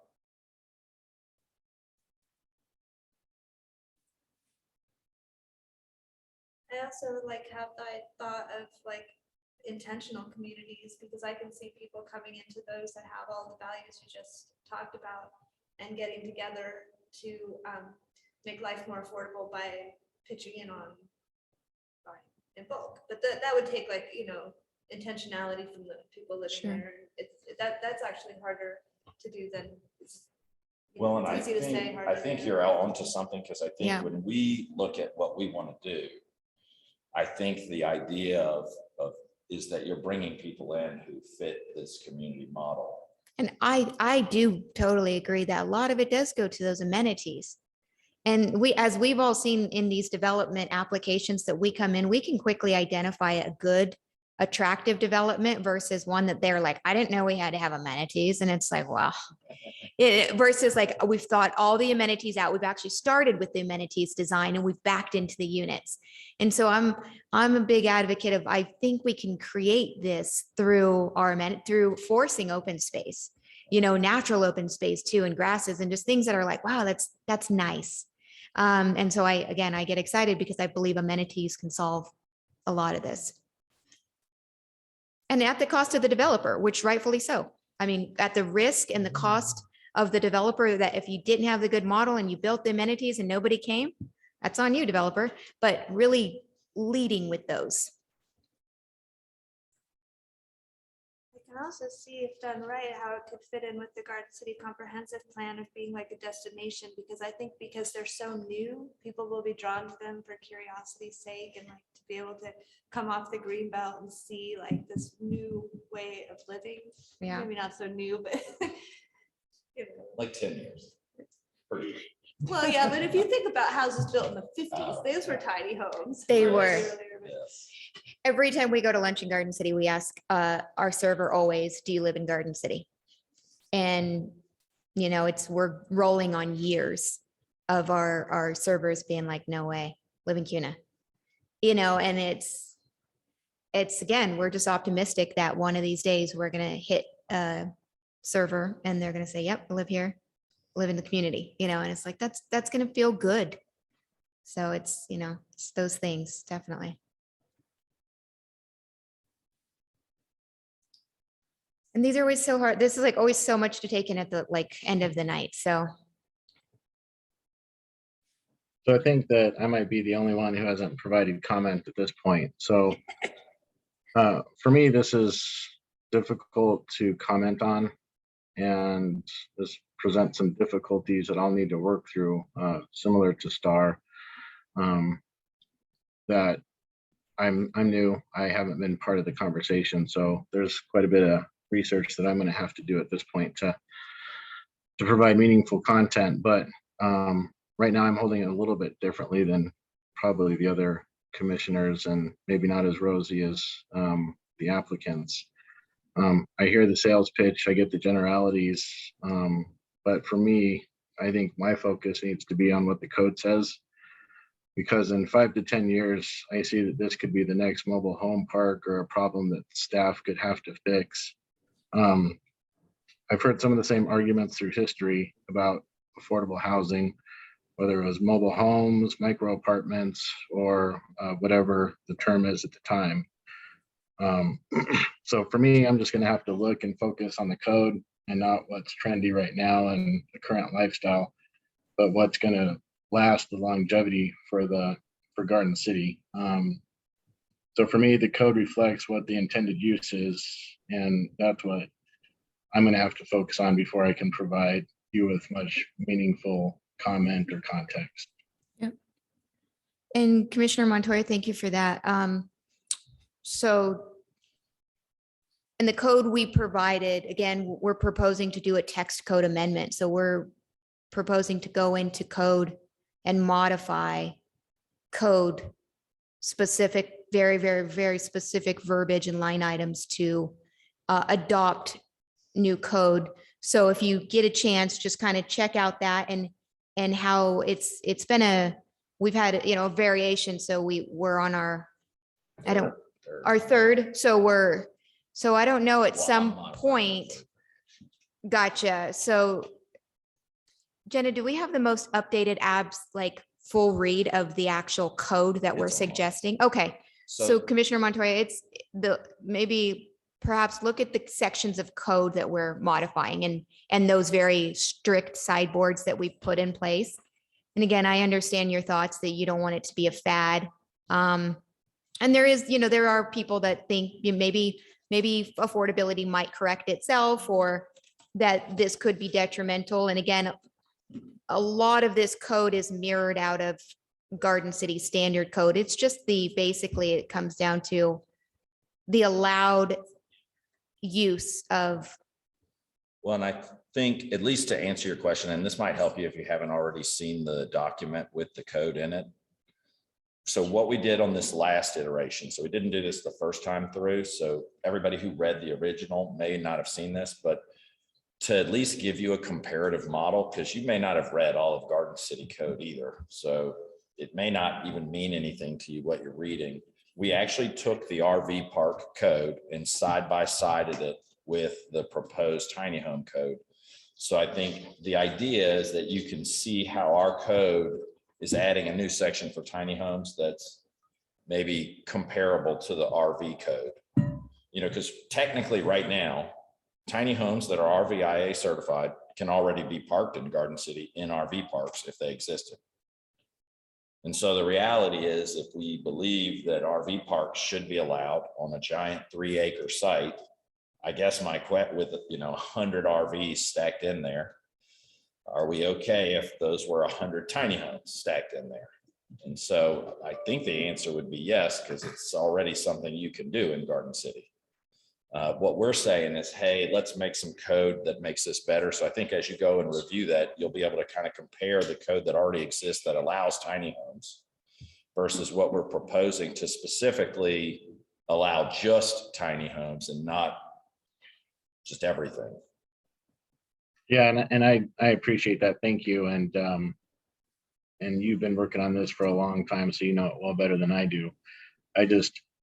You all that are dreaming about this have the idea of what the perfect community looks like. So it's easy for you to interpret that, where when this and if this does become allowed, developers are going to exploit the opportunity, which may create a different problem. And so that's where I'm saying I just need to look at the code Sure. and review, this says this, but what happens in this situation? And it'll never be perfect. I get it. But I think that's where I'm going to be able to provide more help than just, where am I going to store my bike if this does happen? Sure. And definitely, I agree. We did like the mechanism to any future tiny house communities come back through design review or come back through a mechanism, an approving reviewing body of the city. So, it won't be a free for all. They'll still be having a site plan and all the traditional development components they'll be coming back through, and again. Well, that's something I think you guys need to weigh in on at some point. You don't have to do it tonight, but as you reflect on it, I think the idea of how you'll weigh in on, so there may be a developer that's proposing a community, a 25 unit tiny home community. And they're going to come in with a design of where these tiny homes are going to be sited. And they have to come before maybe a body. It could be a staff decision. It could be design review. We have to determine who needs to hear that and what it's going to look like. And so I know the staff has said, hey, who's going to review it? But somebody's got to make the decision of who is the reviewing body that's going to review that. And then once again, each individual tiny home that comes in, because we might want to have a review process so that they meet a certain standard and we go, yep, that's a tiny home like we've envisioned it. And, we've kind of written some standards for the homes that are like basically mimicking the Garden City Code design review standards for buildings already. But there probably should be a review, like maybe, I'm not sure staff wants to review every tiny house, but maybe they do. Sure, no, and I see it somewhat akin to the PUD process where you're trying to increase the density on smaller footprints.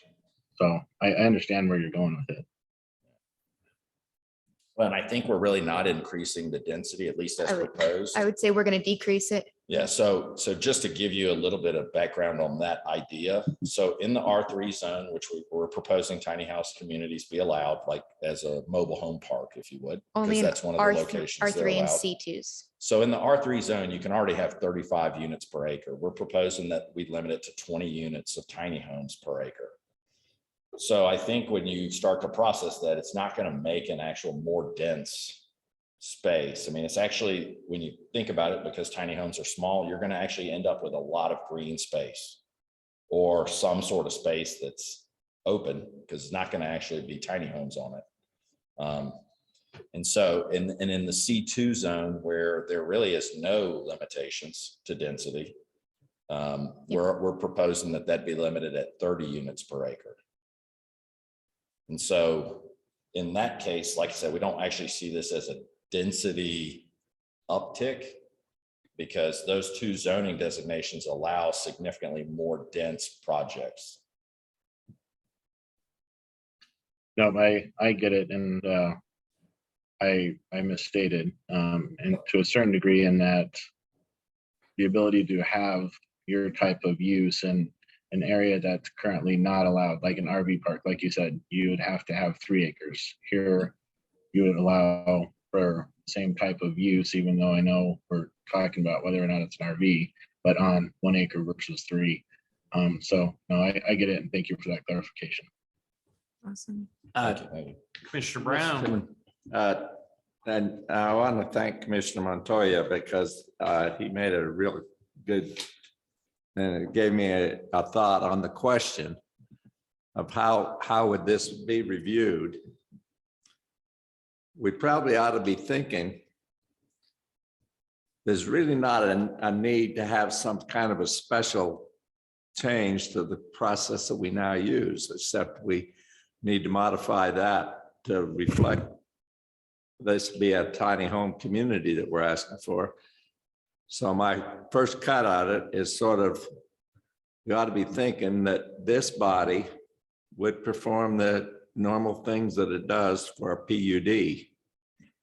And what I see it overall is the overall requirements for the development as a whole. But the specific design part of it should fall to the design review committee on the particulars to do that. And if you do it that way, then you're not changing so much the processes that we're all used to and what we have. So that's sort of my thought of where we ought to be thinking about how this would be processed. Okay.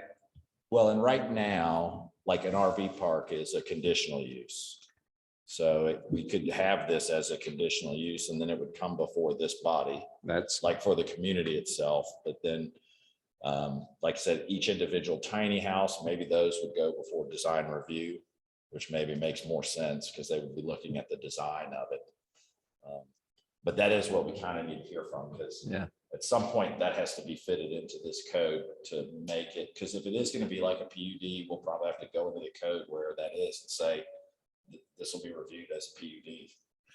Understand, but what I'm saying is, and don't get me wrong, I think we are a wonderful staff, but I don't see this, I see it as a specialized kind of RV park, if you will, or a combination of that and what we have in a mobile home park. And we wouldn't ask for them to come in and it to just be at the staff level. Sure. You know, if they came, if you were coming in today with a new RV park, let's say you found 3 acres, I'd like you to find 3 acres in Garden City because we are doing infill. You'd be hard pressed to find 3 acres anywhere. But let's say that you did. We ought to be thinking about the process you would go through for that, for an RV park, and it sort of mirror that. That's my thought. Yep, no, and we've had some of these ideas. We have our code right now written as permitted use, and would it be possible that it's just a conditional use?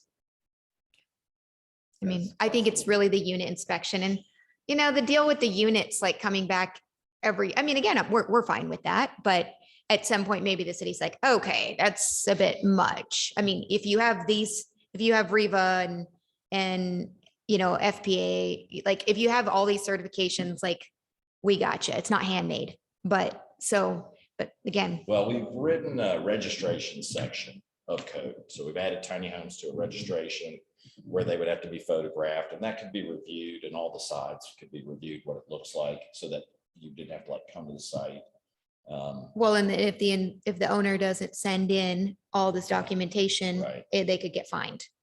And so I think the big question is like, what do we want all those processes to look like? So maybe if we're bringing in a 25 unit tiny home community, I think I agree that there needs to be some body that oversees that and looks at it and goes, yeah, this actually meets all the code that you've written.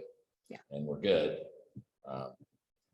And like I said, then once that site is built, there's no actual houses on it. So then there's going to have to be somebody as little houses come on who goes, oh yeah, that's what that's supposed to look like. So. Yeah, I even like the idea, and I don't know, I don't want to bombard Jenna, but I like the idea too of even after this work session, if everybody gets their like full thoughts and then sends them in as, because can't they just be added to the record on, you know, this is Commissioner Brown's thoughts and theory. I mean, can we just like, She's giving you a homework assignment. no, That's since it's not quasi judicial, couldn't we just say everybody can send in like their thought or questions, thoughts? Chairman, if I may, I apologize. No. I may want to weigh in on that. Certainly, if you would like to, there's nothing to preclude you from sending that in. But I do want to point out, this is a volunteer board, and they are providing the work sessions. And so I might suggest that this is also an opportunity to receive that feedback. Sure. I was just thinking if we leave here and they're like, whoa, I got, you know, something went off. But again, we got final rounds possibly. So we'll be back again. Okay. Any other comments from the commissioners?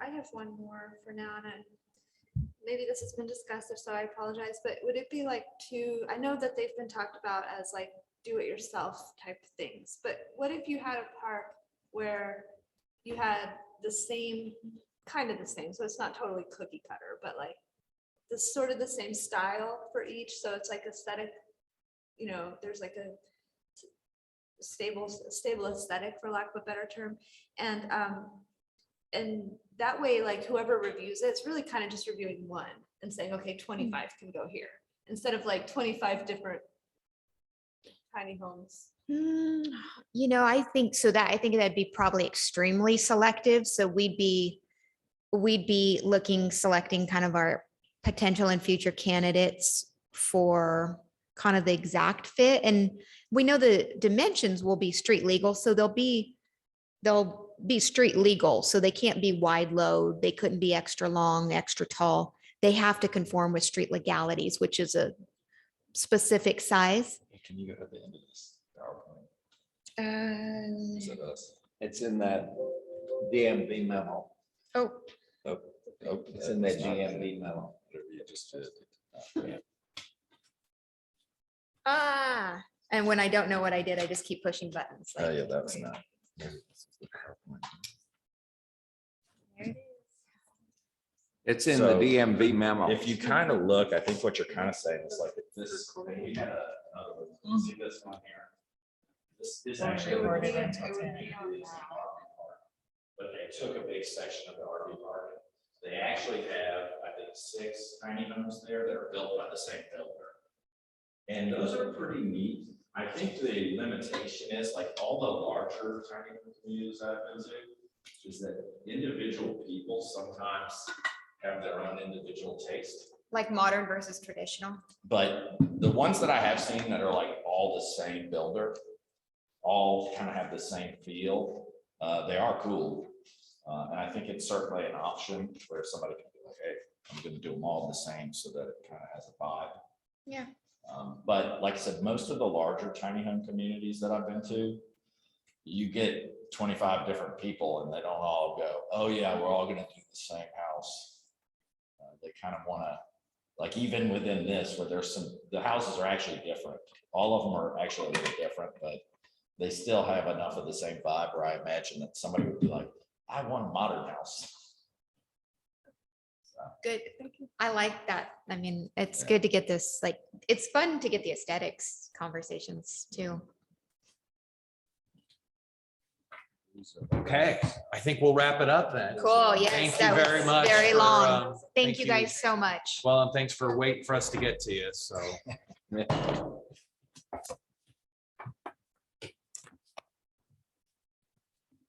Thank you, guys. Thank you. Thank you.